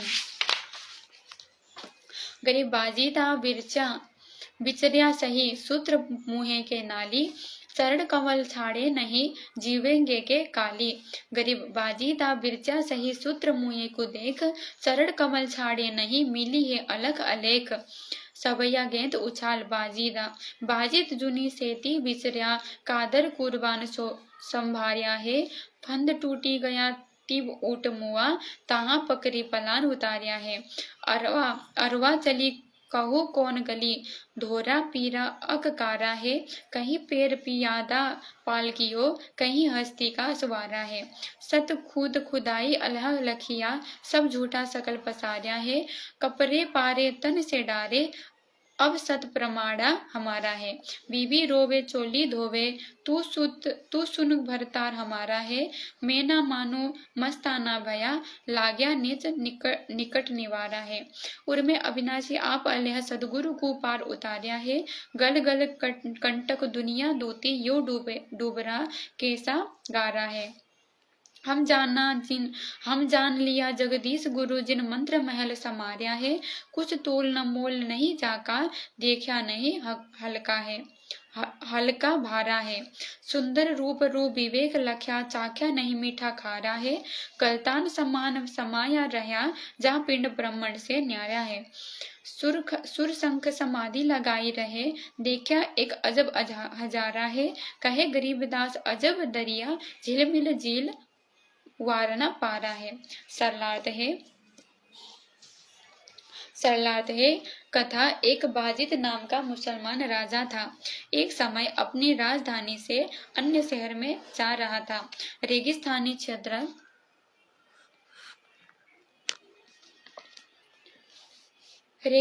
क्षेत्र था। ऊँटों पर चलते थे, सैकड़ों अंगरक्षक थे। मंत्री तथा प्रधानमंत्री, धर्मगुरु तथा वेद भी साथ चले। सब ऊँटों पर चढ़कर चल रहे थे। आगे आगे पर्वतों के बीच से घाटी से होकर जा रहे थे। ऊंट एक के पीछे एक चल रहा था। वो घाटी इतनी तंग थी कि एक ऊंट ही चल सकता था। यानी इतना इतना मतलब नैरो था वो कि एक ऊंट ही एक बार में उस रास्ते से जा सकता था। उस घाटी में एक ऊंट गिर गया और गिरते ही मृत्यु को प्राप्त हो गया। राजा का काफिला रुक गया क्योंकि बराबर से निकलने का स्थान नहीं था। आगे ऊंटों की लंबी पंक्ति थी। घाटी की लंबाई भी 3-4 किलोमीटर थी। ये घटना बीच में हो गई। राजा ने कहा कि मेरी आज्ञा बिना काफिला किसने रुकवाया है, उसे बुलाओ। मंत्रीगण गए और आकर कारण बताया। राजा बाजिद ने कहा कि मुझे दिखाओ मेरी आज्ञा के बिना ऊंट कैसे मर गया और लेट गया। राजा ने देखा कि आंख ठीक, नाक ठीक, कान, टांग, दुम, गर्दन सब ठीक है, फिर कहाँ से मर गया? धर्मपीर गुरु ने बताया है कि हे राजन, जिस प्राणी का जितना समय परमात्मा ने निर्धारित कर रखा है वो उतने समय तक ही संसार में रहता है, चाहे मानव है या अन्य प्राणी। बाजिद बादशाह ने गुरु जी से प्रश्न किया कि क्या मैं भी मरूंगा? गुरु जी ने कहा कि जी आप भी मरोगे। आपके दादा परदादा भी राजा थे, वे भी मर गए। एक दिन आप सबको संसार छोड़कर जाना है। राजा वाजिद ने कहा कि पीछे चलो। पीछे चलो। काफिला पहले आगे गया। मृत ऊंट को उठाकर घसीट कर ले चले, फिर वापस राजधानी को चले। राजा ने पूछा कि हे पीर गुरुजी, फिर मानव जीवन का क्या लाभ है? गुरुजी ने बताया कि भगवान की भक्ति करके अमर हुआ जा सकता है। राजा ने घर आते ही राजशाही वस्त्र त्याग दिए, घर त्याग कर चल पड़ा। उसकी कई स्त्रियां यानी रानियां थी, वे रोने लगी, हमारा क्या होगा? अब हमारे भरतार यानी पति है। वाजिद ने कहा, ये संसार तो डूबन कैसा गारा यानी दलदल है। मैंने अमर होना है, मैं मानने वाला नहीं हूँ। बुढ़िया और बाजिद की कथा। एक समय बाजिद राजा राज्य घर त्याग कर जंगल में साधना कर रहे थे। एक कुतिया ने 8 बच्चों को जन्म दे दिया। उसको बहुत भूख लग रही थी। एक बुढ़िया अपनी 4 रोटी कपड़े में बांधकर खेत में काम के लिए जा रही थी। बाजिद ने कहा, माई इस कुतिया को 1 रोटी डाल दो, ये भूख से मरने वाली है, साथ में 8 बच्चे और मरेंगे। बुढ़िया चतुर थी, उसने कहा कि मेरे खून पसीने की कमाई है, ये कैसे दे दूं? संत ने कहा, कैसे रोटी डालोगी? बुढ़िया ने कहा कि आप अपनी भक्ति का चौथा भाग मुझे दे दो, मैं रोटी डाल दूंगी। संत ने अपनी साधना का चौथा भाग संकल्प कर दिया बुढ़िया को। वृद्धा ने 1 रोटी कुतिया को डाल दी, फिर भी कुतिया भूखी थी। करते करते 4 रोटी कुतिया को डाल दी और संत बाजिद जी ने अपनी सर्व भक्ति कमाए वृद्धा को संकल्प कर दी, जिसे कुतिया सुनी तथा उसके बच्चों का जीवन बचा। रोटी देने से माई को भक्ति की कमाई प्राप्त हुई और बाजिद जी भक्ति पुण्यहीन हो गए, परंतु कुतिया और उसके बच्चों को जीवन दान देने का कारण स्वर्ग प्राप्त हुई। यानी परमात्मा कहते हैं ना कि ज्ञानकार ज्ञान गाम का तो चमका सा ही होता है। यानी बाजिद जी का जब काफिला रुक गया एक ऊंट के मरने के कारण, तो इतनी सी बात पे कि मतलब परमात्मा कहते हैं ना कि बाजिद राजा ने अपने राज को त्याग दिया था काल से डर के, यानी अपने काल से डर के उन्होंने अपने राज को त्याग दिया था। यानी सिर्फ एक ऊंट के यानी कोई मरते हैं इस बात को सुनकर कि मुझे भी मरना पड़ेगा, मुझे भी एक दिन इस संसार से जाना पड़ेगा, मैं अमर नहीं हूँ और मुझे अमर होना है, बस इतनी मतलब उनको जब आत्मज्ञान हो गया तो इतनी सी बात पर उन्होंने अपने राज त्याग कर चले गए। और एक बार जब उनकी मतलब जहाँ भी वो अपना साधना करते थे उसके सामने जब उस कुटिया के सामने जब एक कुतिया ने बच्चों को जन्म दिया, तो यानी कुतिया को सुनी भी कहते हैं, जो हम हमेशा अन्न देव की आरती में भोजन करने के बाद जो हम अन्न देव की आरती बोलते हैं, तो वहाँ भी आती है कि बुढ़िया और बाजिद जी सुनने की आनंद, रोटी चारों मुक्ति है, कटे गले फंद, वहाँ भी बाजिद जी की प्रकरण आती है। यानी बाजिद जी ने अपनी कुतिया को मतलब कुतिया की भूख मिटाने के लिए अपनी जितनी भी भक्ति कमाई उन्होंने कर रखा था वो सारा उन्होंने मतलब संकल्प कर दिया। तो परमात्मा कहते हैं कि जब इतनी समर्पण जीव में आ जाती है, फिर परमात्मा प्राप्ति में कोई देर ही नहीं है। लेकिन परमात्मा ने कहा कि इस तरह अपनी भक्ति कमाई की बर्बादी करना भी मतलब अज्ञानता का प्रमाण है। हमने कभी किसी के ऊपर इतनी भी दया नहीं दिखानी कि हमारी अपनी ही भक्ति मतलब अपनी ही भक्ति कमाई हमारा चला जाए, खत्म हो जाए। इतनी भी दया हमने किसी के ऊपर नहीं करनी। जैसे एक बार राजा जनक जी यहाँ से जब गए थे और मतलब शरीर छोड़ के जब गए थे, तो रास्ते में उनको जब नरक लोक से मतलब बिल्कुल वो पीड़ादायक आवाज जब सुनाई दी, करुणामयी चीख सुनाई दी जीवों की, तो वहां पर उनको वो भी अपनी मतलब विमान रुकवाते हैं और वहां भी उसी तरह काल उनको ठग लेता है। उनकी दया का नाजायज फायदा उठाते हुए काल उनको ठग लेता है और वो भी अपने आधी कमाई उन जीवों को दे देते हैं। जबकि उस कमाई से उनको जीवों का पाप नाश नहीं होना था, उन जीवों का नरक समाप्त नहीं होना था। नरक समाप्त नहीं होना था, बल्कि उनको तो कुछ समय के लिए बस स्वर्ग भोगना था। उसके बाद वो पीड़ा तो उनको फिर भोगना ही भोगना था एक ना एक दिन। वैसे ही बाजिद जी ने भी अपनी कमाई जो सारी कुतिया को दी, इसको भी परमात्मा ने अज्ञानता का प्रमाण बताया। यानी एक दयालुता की मतलब पराकाष्ठा भी है। लेकिन इस तरह से अपनी कमाई दे देना एक मतलब अपनी वो भक्ति कमाई को सारा किसी और को दे देना, दया दिखा के किसी और को दे देना, ये एक अज्ञानता का प्रमाण है। और हमने कभी अपनी भक्ति कमाई की इस तरीके से नाश नहीं करना है, क्योंकि हम दो कोड़ी के जीव है। हम किसी का उद्धार नहीं कर सकते, हम कभी किसी का कष्ट हरण नहीं कर सकते। कष्ट हरण करना और किसी को ऊपर दया दिखाना, किसी को ऊपर दयावान बनना, ये तो सिर्फ परमात्मा ही कर सकते हैं। हम तो सिर्फ परमात्मा की आज्ञा में रहकर परमात्मा जिस तरह से हमें रहने का बोलते हैं, जिस तरह से दया दिखाने का बोलते हैं, जितना दयालु होने का बोलते हैं, जितना आदि नहीं दिखाने का बोलते हैं, हम उतना ही कर सकते हैं। उससे ज्यादा अगर हम दयावान बनने की कोशिश करेंगे तो वो भी हम काल के जाल में फंसने का ही रास्ता मतलब तय करेंगे। इसलिए इस तरह से परमात्मा ने कहा है कि इस तरह से अपनी भक्ति कमाई किसी को दे देना भी अज्ञानता का प्रमाण है और हमने ऐसा कभी नहीं करना है। पतिव्रता के अंग का सरलार्थ। पतिव्रता का भावार्थ पूर्ण में सारांश में बता दिया है। यानी शुरुआत से अब तक जो पढ़वा मतलब परमात्मा ने ये जो लिखा है हम पढ़ रहे थे, ये तो सिर्फ सारांश था पतिव्रता के अंग का। अब पतिव्रता के अंग का वास्तविक सरलार्थ पेज नंबर 123 से शुरुआत होती है।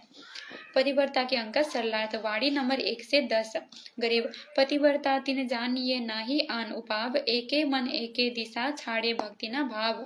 करी पतिव्रता सो जानिए नाही आन उपाव, एके मन एके दिशा दूजा नहीं लगाव। करी पतिव्रता सो जानिए माने पीब की आन, दूजे से दावा नहीं एके दिशा ध्यान। करी पतिव्रता सो जानिए माने पीब की कान, पीब भावे सोई करे बिन अज्ञा नहीं खान। करी पतिव्रता सो जानिए चरण कमल में ध्यान, एक पलक भूले नहीं आठों बखत अमान। करी पतिव्रता सो जाने अपना पीव, आन धान से रहित हुई चरण कमल में जीव।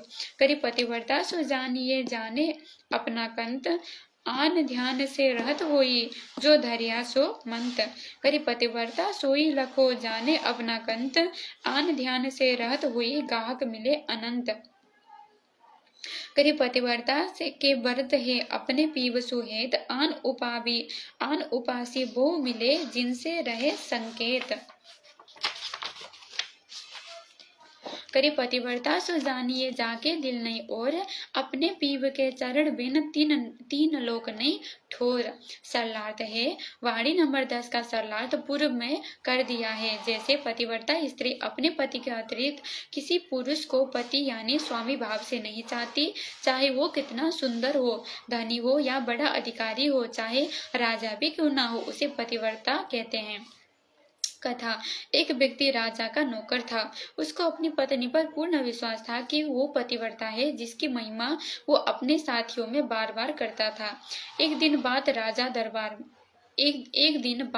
दरबार में पहुंच गई। नौकर हिंदू था, राजा मुसलमान था। मुसलमान महामंत्री था। राज दरबार में राजा ने उस नौकर से पूछा कि आप ये कहते हैं कि आपकी पत्नी पतिव्रता है, आपको पूर्ण विश्वास है? नौकर ने कहा कि पूर्ण से भी आगे है। उसी समय महामंत्री बोला कि यदि मैं तेरी पत्नी का पतिव्रता धर्म खंड कर दूं तो तुझे क्या सजा मिलनी चाहिए। नौकर ने कहा कि फांसी दे देना। यदि पतिव्रता धर्म खंड नहीं कर पाया तो आपको क्या सजा मिलनी चाहिए। राजा ने कहा कि फांसी की सजा। महामंत्री ने स्वीकार कर ली तथा नौकर से पूछा कि क्या वस्तु लाऊं जिससे तू माने कि मैं सफल हुआ हूँ। नौकर ने कहा कि विवाह के समय एक पटका, परना, तौलिए जैसा वस्त्र तथा कटार यानी छोटी तलवार 1.5 फुट लंबी दूल्हे को देते थे। वो पत्नी को संभालने के लिए दिया जाता है। वो सुहाग की निशानी मानी जाती थी। नौकर ने कहा कि पटका और कटार ला देना। मैं मान लूंगा कि आपने मेरी पत्नी का धर्म नष्ट कर दिया है। महामंत्री उस शहर में चला गया और एक दूती यानी जो औरतें तथा पुरुषों को भ्रमित करके ठगती थी तथा जो निंदा चुगली करके आपस में लड़ाई करवाती थी, अपना स्वार्थ सिद्ध कर लेती थी, उसे दूती कहते हैं। एक दूती को बुलाया। महामंत्री ने उस दूती से कहा कि इस नाम का व्यक्ति है, उससे मेरी शर्त लगी है, मेरा संपर्क उस स्त्री से करवा दे, जो धन चाहिए बता दे। दूती ने कहा कि भाई भूल जा, वो पतिव्रता स्त्री है, तेरी ओर थूकेगी भी नहीं, तेरी शक्ल भी नहीं देखेगी। उनके परिवार के व्यक्ति भी खूंखार है, तेरी खाल उतार देंगे। महामंत्री ने कहा कि उसके घर से पटका तथा कटार चुरा कर ला दे तथा उसके गुप्तांग के पास यदि कोई चिन्ह हो तो वो भी देखकर मुझे बताना। उस नौकर के परिवार के लोग उस शहर से थोड़ी दूरी पर एक गांव में रहते थे। नौकर शहर में रहता था। दूती नौकर के घर चली गई। उसकी पत्नी से बोली कि बेटी, मैं तेरी पति की बुआ हूँ, मैं कई वर्षों के पश्चात आई हूँ। उस स्त्री ने कहा कि आओ बुआ जी। वो दूती 2 दिन रुकी। जिस समय वो स्त्री स्नान करने लगी तो दूती उठकर कमर मलने लगी। बहुत मना करने पर भी नहीं मानी और कहने लगी कि मुझे तो बेटी से भी प्यारी लगती हो, मना मत कर। ये कहकर मुख पर हाथ फेरा, जांघों की ओर झुककर देखा, आंखों को धोने के बहाने पानी मार दिया और उसी स्त्री की आंखें बंद हो गई। इसी प्रकार गुप्तांग के पास जांघ में एक तिल था, वो देख लिया, बस काम बन गया। वो स्त्री स्नान करके रसोई में खाना बनाने गई तो दूती पटका तथा कटार लेकर चंपत हो गई।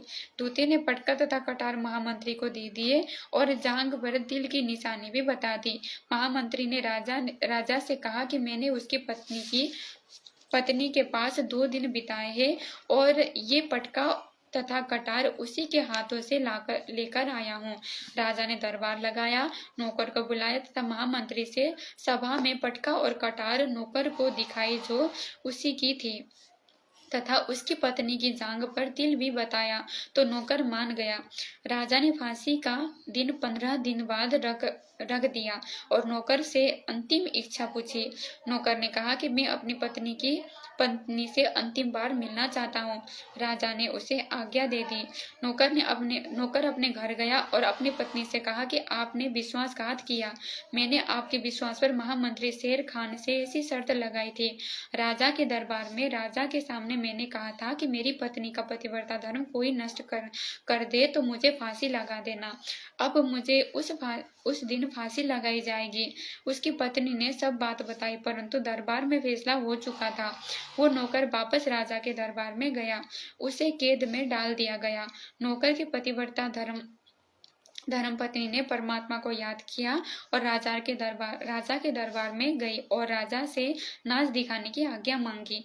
स्त्री अति सुंदर थी। राजा लोग शौकीन होते हैं, आज्ञा दे दी। सभा लगी, सब मंत्री महामंत्री राजा उपस्थित थे। राजा को नाच अति सुंदर लगा और नृत्यका से कहा कि क्या मांगना चाहती है। स्त्री ने कहा कि आपकी सभा में मेरा चोर है, जिसने मेरे रुपए लिए थे वापस नहीं दिए, उसे फांसी की सजा दी जाए। राजा ने कहा कि ठीक है, बताओ कौन है चोर। स्त्री ने कहा कि आपका महामंत्री शेर खान है। शेर खान कुर्सी से उठा और कहा कि जहाँ अपना हे परवरदिगार, खुदा की कसम, मैंने इस औरत की शक्ल भी नहीं देखी है, ये सरेआम झूठ बोल रही है। तब स्त्री ने कहा कि राजन, यदि इसने मेरी शक्ल नहीं देखी है, ये मुझे जानता तक नहीं है, तो वो पटका और कटार कहाँ से लाया था? मैं उस शूरवीर सैनिक की पत्नी हूँ जिसको तूने तूती भेजकर मेरे जान के तिल का पता लगाया, और उसी ने यह पटका तथा कटार चोरी करके इसको लाकर दी थी। उसने अपने आप को मेरी पति की बुआ बताया था। मैं नई नई इस घर में आई थी, मैं उसको जानती नहीं थी। वो दूती बुलाई गई, उसने राजा को सच्चाई बता दी। राजा ने उस नौकर को बरी कर दिया और महामंत्री बना दिया। महामंत्री शेर खान को फांसी पर लटका दिया।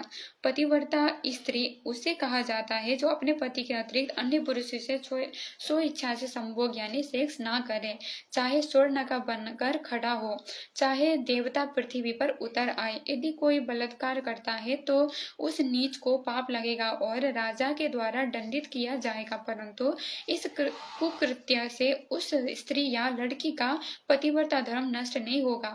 दुष्ट शक्तिशाली व्यक्ति तो पुरुष से बलात् धन छीन ले जाता है। एक शक्तिशाली दुष्ट व्यक्ति ने जरा सी कहा सुनी होने पर ही एक व्यक्ति की गुदा में डंडा घुसा दिया।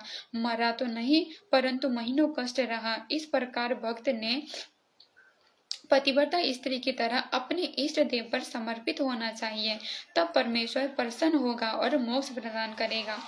वाणी नंबर 1 से 10 का शब्दार्थ है। शब्दार्थ: आन यानी अन्य, उपाव यानी उपासना, पीव यानी पति, आन यानी शर्म यानी आन कांड्य,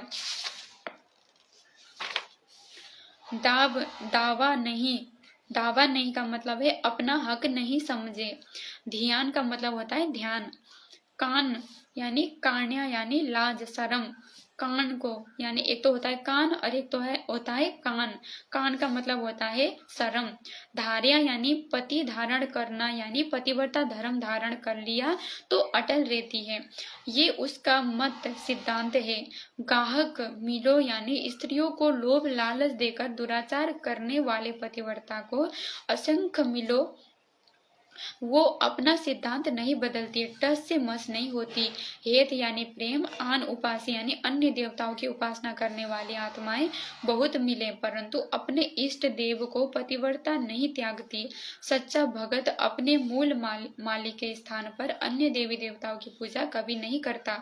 संकेत माने सतर्क रहना, यानी पतिव्रता उस आत्मा को कहा जाता है जो अपने पति परमेश्वर के अतिरिक्त किसी की भी पूजा ना करे, किसी की भी ना करे, किसी के भी मतलब भगत का इष्ट कौन होता है? भगत का इष्ट होता है उसका गुरु। सतगुरु रामपाल जी भगवान जी ने एक सत्संग में बताया है कि गुरु ही एक भगत का इष्ट होता है, यानी अपना गुरुदेव ही। हम जैसे अगर संत रामपाल जी भगवान जी से दीक्षा लिया है, अगर हमने संत रामपाल जी परमेश्वर से दीक्षा लिया है, तो वो हमारे गुरु है, वो हमारे इष्ट देव है, वो हमारे पति है। हमने जिसे दीक्षा ले लिया वो हमारे पति हो गए, हम उसकी पतिव्रता आत्मा हो गए। अब उसको छोड़ के हम किसी भी अन्य की उपासना करते हैं, चाहे इससे पहले आए संत महात्मा ही क्यों ना हो, चाहे वो अपने पंथ से ही संबंधित क्यों ना हो, अपने कबीर पंथ से ही संबंधित क्यों ना हो, उनकी हम अपने गुरु इष्ट को छोड़कर उनकी अगर किसी भी प्रकार की उपासना करते हैं तथा अपने गुरु इष्ट के साथ साथ उनकी अगर उपासना करते हैं, उदाहरण के लिए जैसे हमारे कबीर परमेश्वर सतगुरु रामपाल जी भगवान जी के 13वें पंथ में भी जो सत्सेवक भाई बहन है, वो तो सिर्फ अपने गुरु जी भगवान अपने इष्ट देव की ही पूजा करते हैं, वो सब पतिव्रता आत्मा है जो अपने सिर्फ एक इष्ट की पूजा करते हैं। लेकिन जो मैनेजमेंट से जुड़े भाई बहन है वो अपने गुरुजी भगवान के अतिरिक्त अन्य 4 महापुरुषों की भी मतलब पूजा रूप में उनकी पूजा करती है उनको दरबार में उनकी फोटो लगाती है और उनके आगे दीपक भी लगाती है। और दासी ने तो कई बार ये भी देखा है सतलोक आश्रमों में जो भगत आत्माएं जाती है वहां पर जैसे सबसे ऊपर तो परमात्मा का उन्होंने दरबार बना रखा है, मालिक का वो चेयर लगा रखा है और उसके नीचे नीचे सारे मतलब गरीबदास जी के, आदरणीय गरीबदास जी के और ये 600 साल पे आदरणीय गरीबदास जी के और कबीर परमेश्वर का जो मतलब 600 साल पहले जो परमात्मा आए थे उनका जो नकली रूप बना रखा है, जो काल्पनिक रूप लोगों ने बना रखी है। क्योंकि 600 साल पहले किसको पता, उस टाइम पे किसी ने नहीं देखा और उस टाइम का ना कोई ऐसा आदमी आज तक जीवित है जो बता दे कि भाई कबीर परमेश्वर कैसे दिखते थे। तो जो काल्पनिक उनका चित्र बना रखा है वो चित्र और आदरणीय रामदेवानंद जी का चित्र और चिदानंद जी, आदरणीय चिदानंद जी का चित्र, इन काफी भगत आत्मा को तो ऐसे भी देखा दासी ने। गुरु जी की मतलब एक गुरु जी का भी तस्वीर है और इन 4 महापुरुषों की भी तस्वीर है। तो गुरु जी को छोड़कर दूसरे चित्रों के सामने दंडवत कर रहे हैं, इतना तक दासी ने देखा। यानी जो परमात्मा का जो बिल्कुल सेंटर में जो फोटो लगा हुआ है उस फोटो के आगे दंडवत ना करके कोई तो कबीर पर वो काल्पनिक फोटो के सामने कर रहा है, कोई गरीबदास जी के सामने दंडवत कर रहा है, अपने गुरु जी को तो दंडवत भी नहीं करते वो, इतना तक। यानी ये तो सीधा सीधा गुरु जी की मतलब गुरु जी को होता है ना सम्मान ना देकर किसी गुरु जी को छोड़कर किसी और को सम्मान देने में आ गया। अपने गुरु जी को दंडवत ना करके किसी और के सामने दंडवत करना तो सीधा ये तो परमात्मा का अपमान हो गया ना, ये तो अपने गुरु जी का अपमान हो गया। यानी गरीबदासी को दंडवत कर रहे हो और गुरु जी को नहीं कर रहे हो दंडवत, गुरु जी को छोड़ के गरीबदासी को दंडवत कर रहे हो। यानी मतलब कितना बड़ा अपमान है अपने गुरु का। इतना तक दासी ने सतलोक आश्रमों में देखा, इनके आश्रमों में जो भी भगत आत्माएं जाती है उनको ऐसा करते हुए देखा। और काफी आत्माएं ये जो अपने गुरु जी मतलब अपने परमात्मा है सदगुरु रामपाल जी भगवान जी, परमात्मा का जो तस्वीर है उसके पीछे दाढ़ी मूछ का भी तस्वीर लगा हुआ है, उस फोटो के सामने भी दंडवत करते हैं। वो भी एक प्रकार से गलत है क्योंकि वहां पर परमात्मा का सिंगल फोटो नहीं है। वहां पे अगर हम दंडवत करते हैं तो अपने गुरु जी को तो दंडवत हो ही रहा है, साथ में साथ वो काल्पनिक फोटो को भी दंडवत कर रहे हो। एक ही फोटो में जैसे ये जो फोटो का प्रयोग करते हैं दरबार में लगाने के लिए, आगे तो परमात्मा अपने असली स्वरूप में बैठे हैं, पीछे वो काल्पनिक फोटो चिपका हुआ है। जो वो फोटो जो यूज करते हैं उस फोटो के सामने अगर कोई दंडवत करता है तो वो भी गलत है क्योंकि उसके पीछे काल्पनिक फोटो लगा हुआ है और तुम अपने गुरुजी भगवान को तो चलो दंडवत कर रहे हो लेकिन उस काल्पनिक को भी तो साथ ही साथ में दंडवत कर रहे हो, वो भी एक प्रकार से गलत है। इसलिए अपने गुरुजी का सिंगल फोटो यानी अपने गुरुजी भगवान के ही फोटो के सामने दंडवत करना है, बाकी किसी अन्य के सामने दंडवत कर रहे हो तो सीधा सीधा परमात्मा का अपमान है। और इससे पहले जो महापुरुष आए ना आए है ना, उन्होंने ना तो हमें ज्ञान सुनाया कभी, उन्होंने ना हमें मंत्र दीक्षा दी, ना वो आज हमारे कष्ट निवारण कर रहे हैं, ना आज वो हमारे लिए रो रहे हैं जैसे हमारे गुरुजी रोते हैं हमारे लिए, ना वो हमारे लिए रो रहे हैं, ना वो हमारी चिंता लेते हैं कि इनका क्या होगा। जैसे हमारे गुरुजी हमारी कितनी चिंता करते हैं, कितनी फिक्र करते हैं कि बच्चों तुम्हें काल खा जाएगा, तुम काल के जाल में पड़ोगे, तुम भक्ति करो, कितनी चिंता लेते हैं परमात्मा हमारे। वो महापुरुष ना तो हमारी चिंता लेते ना कुछ, तो उनसे हमारा कोई संबंध ही नहीं है। जब गुरु जी हमारे लिए इतने चिंता करने वाले, जब गुरु जी हमारे हमें इतना प्रेम करने वाले, हमारा इतना ध्यान रखने वाले, हमें 84 के बंधन से छुटा कर ले जाने वाले, हमसे भक्ति करवाने वाले, अपने गुरु जी को परमात्मा ना मानकर जो परमात्मा गुरु रूप में आकर हमें उद्धार करने के लिए जो रूप धारण करके आया है और जो वर्तमान में प्रकट है उसको अपना परमात्मा ना मानकर, इष्ट ना मानकर किसी और को अगर इष्ट मान रहे हो तो तुम तो कहीं से कहीं तक पतिव्रता आत्मा नहीं हो। भाई पतिव्रता आत्मा तो वो है ना जो अपने इष्ट देव, इष्ट तो हमेशा गुरु ही होता है, गुरु के अलावा और कोई इष्ट होता ही नहीं है। कबीर परमेश्वर के मार्ग में, अन्य देवी देवताओं के मार्ग में तो वो जाने, लेकिन कबीर परमेश्वर के मार्ग में गुरु ही इष्ट होता है क्योंकि इस मार्ग को चलाने वाले, इस मार्ग को सही तरीके से चलाने वाले तो सिर्फ परमात्मा ही हो सकते हैं।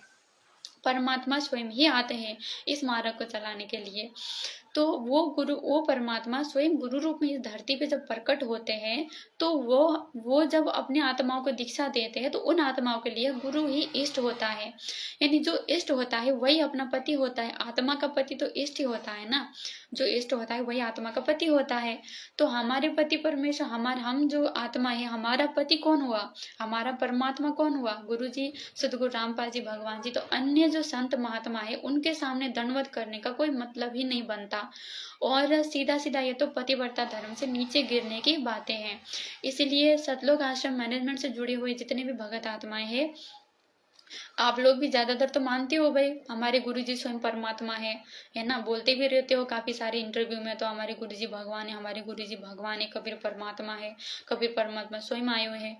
जब कबीर परमात्मा साक्षात आ चुके हैं, आप लोगों को विश्वास भी है, क्योंकि विश्वास है तभी तो आप बोलते हो कि भाई कबीर परमेश्वर स्वयं आए हुए हैं। तो इतना आपको विश्वास है, तो अपने जब कबीर परमेश्वर आ चुके हैं धरती पे, इस स्वरूप में आ चुके हैं, तो इस स्वरूप को छोड़कर किसी अन्य स्वरूप को क्यों मतलब दे रहे हो आप? हमारा उद्देश्य तो कबीर परमेश्वर की प्राप्ति है। हमें तो सिर्फ और सिर्फ वो कबीर परमेश्वर को प्राप्त करना है, वो परमात्मा को पाना है, जो साक्षात हमारे सामने प्रकट हो चुका है, आज हमारे सामने आ चुका है, हमें विश्वास भी हो चुका है। तो फिर किसी अन्य संतों के सामने जाकर लेटने का क्या मतलब है? और आप अगर देखोगे ज्ञान गंगा पुस्तक में, तो ज्ञान गंगा पुस्तक में नियम नंबर दासी को पता नहीं है, लेकिन दंडवत प्रणाम करने को लेकर नियमों में बताई गई है कि दंडवत सिर्फ अपने गुरु भगवान को करना है। और इसका कारण ये है कि कबीर पंथ में सिर्फ वो परमात्मा ही गुरु रूप में आते हैं, और वो परमात्मा ही इस पंथ को आगे चलाते हैं। तो कबीर पंथ में कबीर परमेश्वर स्वयं ही गुरु बन के आते हैं, स्वयं वही परमात्मा सदगुरु रूप में इस धरती पे हम नीचों के उद्धार करने के लिए आते हैं। इसीलिए अपने गुरु की पूजा, एके साधे सब साधे, सब साधे सब जाए, उस परमेश्वर की पूजा ही, मतलब उस परमेश्वर के अलावा किसी और की पूजा करने की कोई जरूरत नहीं है। गुरु की पूजा यानी परमेश्वर की पूजा। जब परमात्मा ही गुरु बन के आ गया, तो उसका ही पूजा, सब उसकी पूजा और परमेश्वर की पूजा एक ही बात है। गुरु गोविंद दो नहीं भाई, दो समझे सो दो जग जाई। इतने सारी वाणियां है परमात्मा की, जो गुरु जी को परमात्मा मतलब स्पष्ट प्रमाण देती है कि भाई गुरु ही परमात्मा होता है। और इतनी सारी परमात्मा ने प्रमाण दे दी है, इतने सारे भक्तों को तो परमात्मा ने अनुभव करवा दिए है। बहुत सारे भगत है जिनको परमात्मा ने सतलोक के दर्शन कराए, और वहां जाके उन्होंने देखा कि भाई परमात्मा है, फिर वो परमात्मा कुर्सी, वो परमात्मा के वो जो सिंहासन है वहाँ बैठ जाते हैं। फिर वो जो नकली दाढ़ी मूछ वाला था, क्योंकि ये स्वरूप उनको दिखाना पड़ता है परमात्मा ने, क्योंकि ये तो उसी को भगवान मान के ऊपर जाते हैं। तो फिर उसमें परमात्मा जो हमारे सदगुरु रामपाल जी भगवान जी है, उनके ही स्वरूप में मतलब लीन हो जाता है, मतलब समा जाता है। और फिर अकेले सदगुरु रामपाल जी भगवान जी असंख्य ब्रह्मांडों के सिंहासन पर मतलब रह जाते हैं। तो इस तरीके से भी भैया तो परमात्मा के संकेत है कि भाई मैं ही परमात्मा हूँ, मैं स्वयं ही परमात्मा हूँ। ये इसको छोड़कर अब अन्य भी बहुत सारे प्रमाण है, बहुत सारे। कभी पता नहीं दुर्गा देवी ने बोल दिया भाई परमात्मा प्रकट है, ये स्वयं कबीर परमात्मा आए हुए हैं करके भक्तों को दर्शन दे के बताया। कभी पता नहीं कौन सी देवता आके बता गए, भक्तों को सोपन में आके बता गए, हालांकि उसमें परमात्मा ही होते हैं, क्योंकि ये देवी देवता तो हमें उल्टा फंसाते हैं काल के जाल में। तो ये हमें कहाँ से मोक्ष का मार्ग बता देंगे, ये तो हमें फंसाने का काम करते हैं। तो जितने भी भगत आत्मा को आज तक किसी भी देवी अथवा देवता के रूप में आकर अगर बताया है, तो वो स्वयं परमात्मा ही है। और अपनी प्यारी आत्माओं को इस काल के भयंकर जाल से निकालने के लिए परमात्मा कोई भी रूप धारण कर लेगा। परमात्मा तो राबिया को जब नाम दीक्षा देनी थी, तो परमात्मा तो झाड़ फूसड़े में जाके भी बैठ गए थे। जब आदम सुल्तान जी को उधारना था, तो परमात्मा तो कभी झोटे में जाके बैठ गए, कभी बांदी भी बन गए परमात्मा, गुलाम भी बन गए, कभी क्या बने। तो देवी देवता बनना तो कौन सी बड़ी बात है परमात्मा को, अपनी आत्माओं के उद्धार के लिए तो गुरु जी कुछ भी बन जाए, वो परमात्मा कुछ भी बन जाए अपनी आत्मा के उद्धार के लिए, क्योंकि ये तो पिता है और इनको तो अपने बच्चों के उद्धार से मतलब है, चाहे इनको कुछ भी करना पड़े। आज जाके जेल में जाके बैठे हैं 10 साल से, तो ये तो अपनी आत्माओं के लिए कुछ भी करते हैं, कुछ भी मतलब करने के लिए तैयार हो जाते हैं अपनी आत्माओं के इस काल के जाल से निकालने के लिए। और हमें तो इतनी सारी चीजें परमात्मा ने बताई भी है, अपनी लीलाएं बताई भी है, और आज हम देख भी रहे हैं परमात्मा को इतनी सारी चीजें करते हुए, इतने सारा कष्ट उठाते हुए। तो वो परमात्मा स्वयं आता है। और सीधी सी बात है ना भाई बहनों, कोई जीव अपनी मतलब किसी भी कोई जीव अपने भाई बहनों के उद्धार के लिए, कि जीव होगा तो हमारा भाई ही होगा, हमारा कोई बहन ही होगी, है ना। जीव तो जीव का भाई बहन ही हो सकता है ना, क्योंकि परमात्मा एक ही है, बाकी सब तो उसके बच्चे हैं। अगर कोई वो संत होते हैं, कोई कबीर जी के भेजे हुए होते हैं, तो क्या एक जीव की बस की बात है क्या इतना सारा कष्ट सहना, 10 साल से जेल में इतने सारे कष्ट सहना, इस मार्ग को इतना संघर्ष करते हुए आगे बढ़ाना। जबकि हम तो घर में थोड़ी बहुत संघर्ष हो जाता है तो हम तो इतना वो हो जाते हैं, घर में हम मतलब संघर्ष नहीं कर पाते हैं, घर में संघर्ष करने के लिए हमें इतनी मुश्किल हो जाती है। तो एक जीव पूरे देश में पूरी मतलब इतनी मतलब बड़ी सरकार से मतलब संघर्ष करते हुए, इन लोगों से संघर्ष करते हुए, वो भी हरियाणा जैसी भूमि में जहाँ पे राम नाम की कोई वो नहीं थी, ये ऐसे मतलब ऐसे लोग हैं हरियाणा में, तो क्या बताएं। ऐसे क्षेत्र में आकर और इस मार्ग को इतनी तेजी से आगे बढ़ाना, इतना संघर्ष करना एक जीव की बस की तो बात ही नहीं है, कहीं से कहीं तक नहीं है। और फिर परमात्मा ये भी कहते हैं कि कोई जीव होता है ना जो खुद बंधन में होता है, जो खुद बंधन में होता है वो कभी दूसरों का बंधन नहीं काट सकता। दूसरों का बंधन तो वही काट सकता है जो खुद बंदी छोड़ हो, यानी जो खुद बंधनों से मुक्त हो ना, वही दूसरों को बंधन से मुक्त कर सकता है। यानी पूरे सृष्टि में बंधनों से मुक्त तो सिर्फ वो कबीर परमेश्वर ही है। और इस काल, विशेषकर काल के 21 ब्रह्मांड में काल के बंधनों से मुक्त जो है वो तो सिर्फ परमात्मा ही है। बाकी जितने भी काल के 21 ब्रह्मांड में अथवा अक्षर पुरुष के साध संग ब्रह्मांडों में जितने भी जीव है वो तो सब बंधन में है। इस काल के लोक में अथवा अक्षर पुरुष के लोक में एकमात्र जो बंदी छोड़ है, जो बंधनों से मुक्त है, वो तो सिर्फ परमात्मा ही है। परमात्मा की वाणी भी है कि अनंत कोट ब्रह्मांड में बंदी छोड़ कहाए, सो तो एक कबीर है जननी जन न माए। तो मैनेजमेंट से जुड़े हुए सतलोक आश्रम हरियाणा से जुड़े हुए जितने भी भाई बहन हैं, उन सबसे दासिक प्रार्थना है कि देखो पतिव्रता के अंग में परमात्मा ने कितना कुछ लिख रखा है हमें समझाने के लिए, कि जब तक हम पतिव्रता के पद में नहीं आ जाते तब तक हमारी भक्ति करने का कोई मतलब ही नहीं है। क्योंकि जब तक हम पतिव्रता पद में नहीं आ जाते, पतिव्रता पद में आने का मतलब है अपने गुरु को भगवान मानना, अपने गुरु जी भगवान को इष्ट मानकर, पर मानना नहीं, कति मतलब पूरी विश्वास के साथ स्वीकार करना। ये तो सत्य है, मानने वाली तो कोई बात ही नहीं, ये तो सत्यता है कि गुरु जी स्वयं परमात्मा है। इस चीज को स्वीकार करके और ज्ञान आधार से समझ के कि भाई गुरु परमात्मा होता है, और पतिव्रता पद में आगे जब भक्ति करोगे ना, जब भी जाके इस भक्ति का लाभ है। बाकी देखो लाभ का मतलब ये मत समझो कि भाई हमारे है ना पेट दर्द ठीक हो गया, सिर दर्द ठीक हो गया, इसको लाभ नहीं कहते भाई। ये तो भाई परमात्मा कहते हैं ना, तो पासंग है। लाभ उसको कहते हैं कि इस काल के बंधन से मुक्त होकर सतलोक को चले जाना, यानी पूर्ण मोक्ष की प्राप्ति होना, उसको लाभ कहते हैं। और इस लाभ को प्राप्त करना है तो भाई बहनों, सतलोक आश्रम मैनेजमेंट से जुड़े हुए जितने भी भाई बहन हो, मतलब हमारे भाई बहन हो, हम सब एक ही पिता के संतान हैं, हम सब उसी गुरु जी से नाम दीक्षा लेकर भक्ति कर रहे हैं। बस इतना अंतर है कि आप सब परमात्मा को परमात्मा नहीं मान रहे हो। बेशक कहते तो हो कि भाई संत रामपाल जी भगवान की जय, लेकिन बोलने से नहीं होता है। सिर्फ बोलने से, सिर्फ जुबान से कहने से कि भाई सदगुरु तो स्वयं परमात्मा है, भगवान आए हुए हैं, कबीर परमेश्वर आए हुए हैं, दीक्षा लो, कल्याण करवाओ, सिर्फ कहने से नहीं होता है। ये तो तब मानी जाएगी कि आपने सदगुरु रामपाल जी भगवान जी को पूर्ण परमात्मा स्वीकार किया है। ये चीज तब मानी जाएगी जब आप सारे फोटो को अपने दरबार से हटाकर सिर्फ गुरु जी भगवान जी, सदगुरु रामपाल जी भगवान जी की ही जो चित्र है उसको अपने दरबार में रख के सिर्फ गुरु जी के सामने दंडवत करना शुरू करोगे, सिर्फ गुरु जी का जयकारा लगाना शुरू करोगे, सिर्फ गुरु जी को ही मतलब गुरु जी के सामने ही दीपक लगाना शुरू करोगे, सिर्फ गुरु जी को ही दिन रात याद करोगे और गुरु जी को ही स्वीकार करके भक्ति मार्ग में आगे बढ़ोगे, तब जाके आपको पतिव्रता आत्मा कही जाएगी और आपका मतलब ये माना जाएगा कि हाँ, आपने गुरु जी को भगवान मानकर आप भक्ति कर रहे हो। सिर्फ मुख से कहने से, सिर्फ मुख से बोल देने से, क्योंकि मुख से तो हम 600 साल पहले भी बोलते थे ना। परमात्मा ने कहा सत्संगों में कि 600 साल पहले भी हम बोलते थे कि भाई भगवान आए हुए हैं, परमात्मा है। लेकिन जब परमात्मा ने एक फटकार मारी, जब परमात्मा ने एक परीक्षा ली हमारी छोटी सी, तो इतने में हम डगमग हो गए। मतलब ये होता है मुख से भगवान कहना और आत्मा से भगवान स्वीकार करने में ये अंतर होता है। मुख से भगवान कहना तो हमारी 600 साल पहले की स्थिति है, और आत्मा से स्वीकार करना, परमात्मा को स्वीकार करना, ये हमारी वर्तमान में जितने भी सत्सेवक भाई बहनों की स्थिति है, इस स्थिति को कही जाती है। पर आत्मा से परमात्मा को स्वीकार करना और पतिव्रता पद में आना। तो देखो पतिव्रता पद का परमात्मा ने कितना सारा उदाहरण दिया हमें।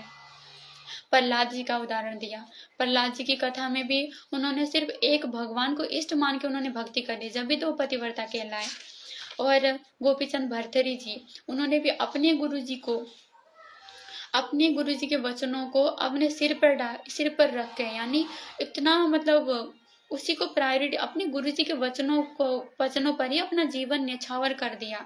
और इस तरह से वो जब आगे बढ़े और अपने भक्ति मार्ग में आगे बढ़े, भक्ति किया उन्होंने, तब जाके वो पतिव्रता आत्मा कहलाए।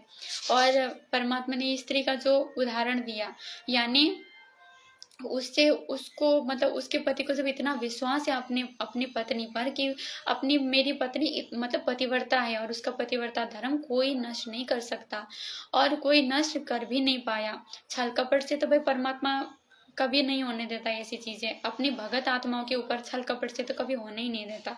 मानो किसी भगत आत्मा को वैसे तो ऐसी नौबत कभी आती नहीं है, लेकिन मानो कभी किसी को मतलब जबरदस्ती काल दबाव में आके किसी ने पकड़ के अनुपासना करवाई, तो तब उसका पतिव्रता धर्म नष्ट नहीं होता है।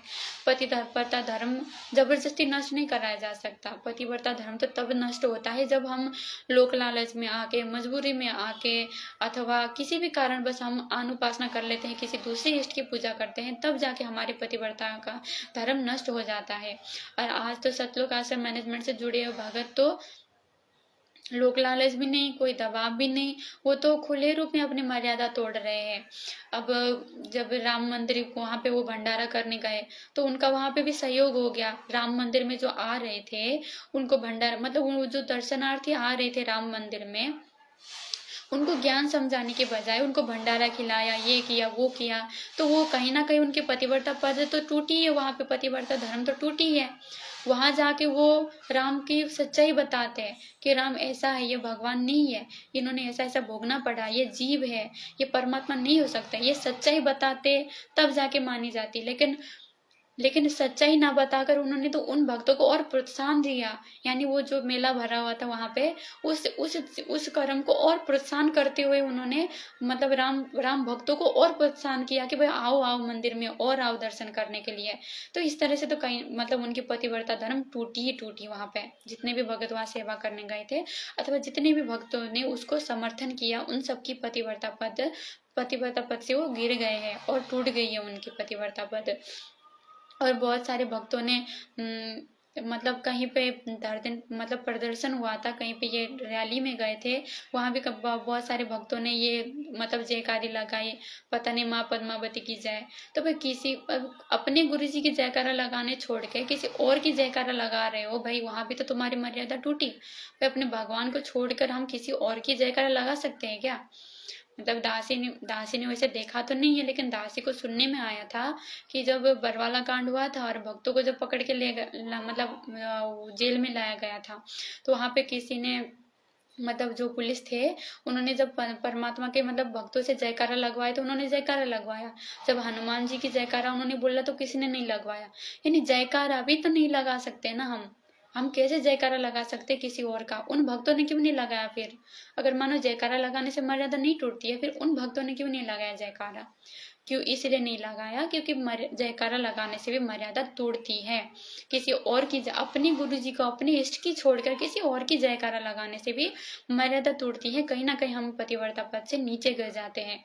और यही बात आती है अपने ये मतलब संतों की जो जयकारा है उसमें भी यही बात आ जाती है। अपने गुरु जी भगवान जी की जयकारा छोड़ के जो संतों की, देवी देवता की तो बहुत दूर की बात है, जो अपने धर्मपंथ से जो संबंधित है उन संतों की जयकारा लगाना भी पतिव्रता पद से नीचे गिरना है।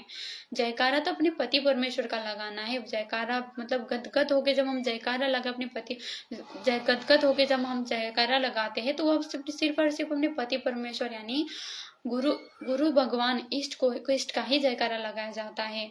और जयकारा किसी और का नहीं लगाना है। किसी और का जयकारा लगाते हैं तो वहां भी हम पतिव्रता पद से नीचे गिर जाते हैं।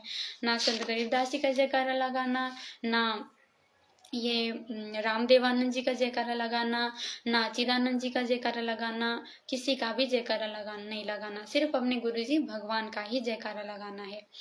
तो पतिव्रता पद के ऊपर परमात्मा ने बहुत सारी चीजें बताई है, जिसका आज परमात्मा ने पेज नंबर 126 तक पढ़वा दिया है। परमात्मा ने 126-27 तक पढ़वा दिया है पतिव्रता के अंग का। ये पतिव्रता का अंग पेज नंबर 114 से शुरू हुआ था और 126 तक परमात्मा ने पढ़वा दिया है। और फिर बाकी जो भाग है इसका मतलब बाकी जो वीडियो बाकी जो आगे की जो ये पतिव्रता के अंग के ऊपर परमात्मा ने जो भी चीज़ें लिखी आगे हम पढ़ेंगे अगले वीडियो में। तो इस वीडियो में इतना ही। बाकी दास फिर से एक बार मतलब सतलोक आश्रम मैनेजमेंट से जितने भी भगत भाई जुड़े हैं अथवा सत्संग से जुड़ के भी अगर अभी भी कोई भाई बहन है ना अपने गुरु जी भगवान को छोड़कर अगर थोड़ा बहुत भी किसी अन्य चित्रों के ऊपर अपनी आस्था रख रहे हैं है ना, किसी और मतलब जितने भी अपने जो 5 फोटो देते हैं ना चिदानंद जी का, नकली दाढ़ी मूछ वाला, फिर ये गरीबदास जी का और रामदेवानंद जी का, तो इन दूसरे फोटो का मतलब दूसरे जो संत महात्मा है उनका भी जयकारा लगाते हैं है ना, दंडवत भी करते हैं अगर साध संगत से जुड़ के भी। तो उन भाई बहनों से और मैनेजमेंट से जुड़कर भी जुड़े हुए जितने भी भाई बहन हैं उन सबसे दासी की प्रार्थना है कि भाई बहनों पतिव्रता पद यानी एक पति को मान के आगे बढ़ना। पतिव्रता पद उसको कहते हैं जहां पर सिर्फ एक पति की पूजा होती है।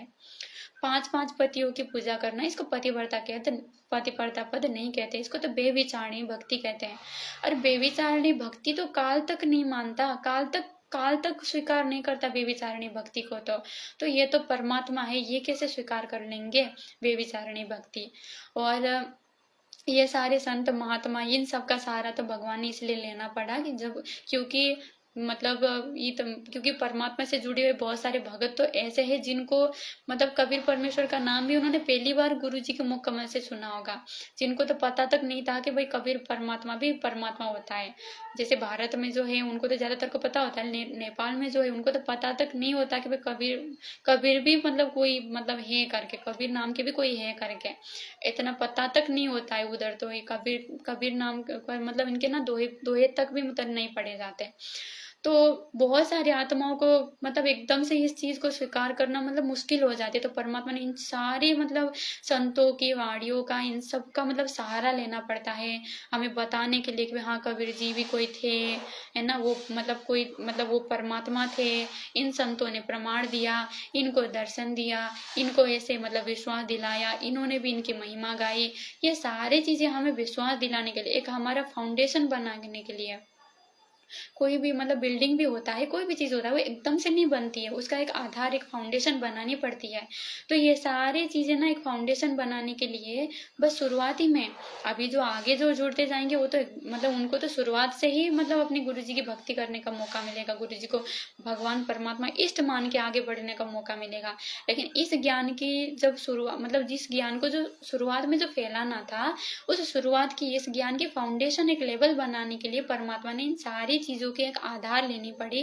एक मतलब बेस बनाने के लिए इन सारी चीजों को आधार मान के, सारी संतों की वाणियों को आधार मान के उनसे उन वाणियों से प्रमाण दे दे के भगवान को इस मार्ग को आगे बढ़ाना पड़ा। इसलिए परमात्मा ने इन सारी तस्वीरों को एक बस एक मार्ग को आगे बढ़ाने के लिए एक मतलब सहारा लिया है परमात्मा ने। क्योंकि परमात्मा अगर कहेगा कि भाई मैं भगवान हूँ तो कोई नहीं मानेगा, सीधी सी बात है ना, ये तो बिल्कुल सिंपल बात है। भगवान अगर कोई भी मतलब कोई भी आम जीव जैसा दिखने वाला आके बोले कि मैं भगवान हूँ, कौन मानेगा? कोई भी नहीं मानेगा। इतनी सारी चमत्कार करने के बाद भी नहीं मानते थे, और यूं तो कौन मानेगा। इसलिए परमात्मा ने इन सारे संतों की मतलब सहारा लिया। लेकिन अब समय आ गया है कि हम अपने परमात्मा की पहचान करें, क्योंकि अब परमात्मा ने कोई कमी नहीं छोड़ी उनके पहचान करवाने के लिए। एक एक रत्ती भर भी परमात्मा ने कमी नहीं छोड़ी है कि हम उनकी पहचान ना कर सके। चलो हम भगवान से, भगवान के मुख कमल से, भगवान के सत्संगों को सीधा समझने की हमारे में विवेक नहीं थी, बुद्धि नहीं थी, इतनी मतलब समझ नहीं थी हमारे में कि हम परमात्मा के सत्संगों को समझे। ऐसे मतलब ऐसे ऐसे गुड़ सत्संगों को, हम सत्संगों से हम निष्कर्ष निकाल के उस परमात्मा को पहचान पाए, ये बुद्धि हमारे नहीं थी। लेकिन परमात्मा ने अपनी एक आत्मा को निमित्त करवा दी, पवन भैया को। देख उनको ऐसी बुद्धि दे दी, भगवान ने ऐसी दया कर दी उनके ऊपर, परमात्मा ने कैसी मेहर कर दी उनके माध्यम से। हम सबको आज मतलब कितना कितना मतलब सारे प्रमाणों को देखकर कितनी आसानी से हम समझ पा रहे हैं सारी चीजों को, कितनी आसानी से हम इस भक्ति मार्ग में आगे बढ़ पा रहे हैं। गुरु जी को हमने पहचान लिया भाई। भले परमात्मा ने अपने आप को कितना ही छुपाया, फिर भी हम परमात्मा ने एक आत्मा को निमित्त करके इतने सारे संकेतों को समझने की उसको बुद्धि देके, शक्ति देके, उसके माध्यम से फिर सारी हम आत्माओं को भी परमात्मा ने समझने की धीरे धीरे बुद्धि बख्श दी। क्योंकि भाई जीव की भाषा, जीव तो जीव की भाषा समझता है ना, जीव की भाषा समझने की शक्ति हर किसी में कहाँ होती है। तो एक जीव को निमित्त करके परमात्मा ने हम नीचों को भी समझने की एक मौका दिया, अवसर दिया। और ये अवसर सिर्फ सत्सेवक भाई बहनों को नहीं दिया परमात्मा ने, ये अवसर सभी को है। ये सतलोक आश्रम मैनेजमेंट से जितने भी भगत आत्मा जुड़े हुए हैं, आप सभी को ये मौका दिया है परमात्मा ने, ये समझने की, ये चीजें समझ पाने की। क्योंकि परमात्मा है भाई, परमात्मा का मार्ग कोई सीधा साधा थोड़ी ना होता है। परमात्मा का मार्ग समझने के लिए तो भाई विवेक तो चाहिए होगी ना। भगवान का मार्ग आम संतों की जैसा सीधा सीधा थोड़ी ना आता है कि भाई दीक्षा दे दी और मंत्र जाप कर लिया और हो गए मुक्त, ऐसा तो नहीं होता आम संतों की जैसा। भाई पूर्ण परमात्मा का मार्ग है, तो इसमें तो परमात्मा हर प्रकार से परीक्षा भी लेगा, विवेक की भी परीक्षा लेगा, अपने भक्तों की विवेक भी चेक करेगा, है ना। हर तरीके से परमात्मा मतलब हर प्रकार से परमात्मा परखेगा अपने भक्तों को। इसलिए तो ये पूर्ण परमात्मा का मार्ग है।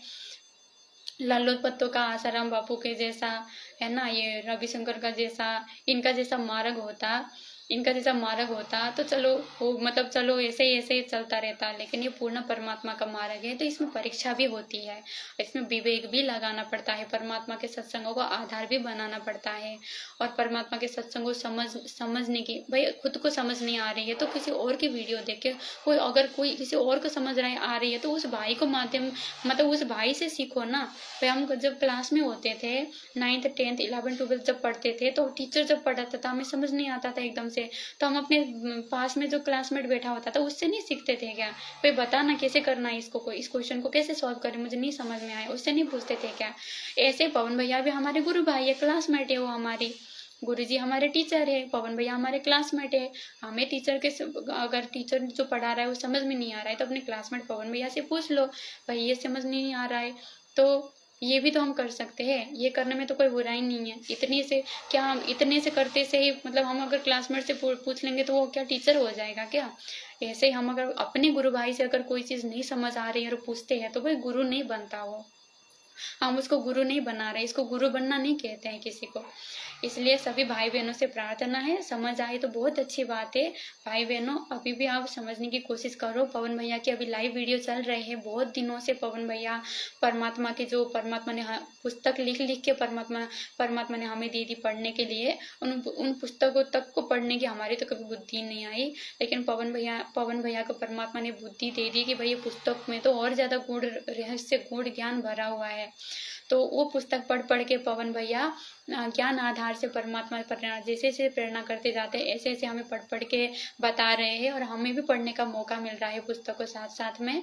तो इन पुस्तकों के माध्यम से मतलब आप बहुत आसानी से सारी चीजें इस अध्यात्म को समझ पाओगे, परमात्मा को मार्ग को समझ पाओगे, है ना। तो 1994 से लेकर वर्तमान तक इस मार्ग में क्या क्या हुआ, कैसे किया, कैसे कैसे सब कुछ हुआ, क्यों हुआ, परमात्मा ने ये सब क्यों किया, सब कुछ चीज़ें आपको उन पुस्तकों के माध्यम से, उन पुस्तकों में के ऊपर जो वीडियो बन रही है उनके माध्यम से आपको पता चल जाएगी, बहुत ही आसानी से आपको पता चल जाएगी।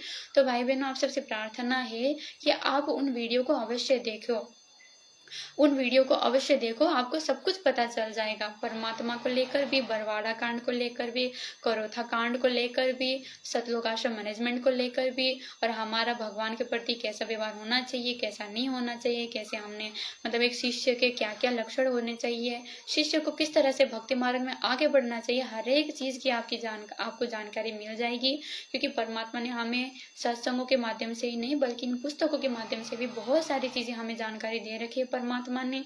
कमी तो हमारे में थी जो हमने इन पुस्तकों को नहीं पढ़ा, कभी पढ़ने की सोच भी नहीं आई हम नीचों को, लेकिन इस पुस्तकों को पढ़ने की भी परमात्मा ने बुद्धि उसी भगत आत्मा को, पवन भैया को दिया। तो उन वीडियो को आप अवश्य देखिए, दासी की हाथ जोड़ के प्रार्थना है, उन वीडियो को देखो, समय रहते अपने गुरु जी को भगवान मानकर और उनको भोग लगाना शुरू कर दो, पतिव्रता पद में आ जाओ और अपना मानव जीवन सफल कराओ। क्योंकि जब तक आप पतिव्रता पद में नहीं आओगे, साथ संगति से नहीं जुड़ोगे, और साथ संगति से मतलब नहीं जुड़ोगे, इसका मतलब ये मत समझना कि भाई साथ संगति से जुड़ के तो सीधा मोक्ष है। साथ संगति से जुड़ने का मतलब है कि भाई साथ संगति से जुड़ने का मतलब ये है कि अपने गुरु को भगवान, अपने गुरु को परमात्मा रूप में पहचान करना, गुरु को भोग लगाना शुरू करना, हर प्रकार की मर्यादाओं को पालन करना शुरू करना। इसको इस लेवल में आके जब आप भक्ति करना शुरू करोगे ना, तो उसको साथ संगति से जुड़ा हुआ माना जाएगा। सिर्फ साथ संगति से लोग लगाने से कोई साथ संगति से जुड़ा नहीं कहलाता। तो इस प्रकार से आप भक्ति करना शुरू कर दो भाई बहनों, जब जाके हम मानव जीवन हम अपना सफल करवा पाएंगे। नहीं तो भाई इस जन्म में हमें इसी दलदल में रहना पड़ेगा, इसी काल के लोक में फंसना पड़ेगा। इसलिए दासी की प्रार्थना है। बाकी मुक्तिबोध पुस्तक का जो शेष है बाकी परमात्मा अगली वीडियो में पढ़वाएंगे। जितना भी समय परमात्मा देंगे उसमें हम पढ़ेंगे जितना भी पढ़ पाएंगे। तो आज के लिए दासी लाइव वीडियो को एंड करना चाहेगी। बंदी छोड़ सदगुरु रामपाल जी भगवान की जय हो। बंदी छोड़ सदगुरु रामपाल जी भगवान की जय हो। बंदी छोड़ सदगुरु रामपाल जी परमेश्वर जी की जय हो। सत साहिब।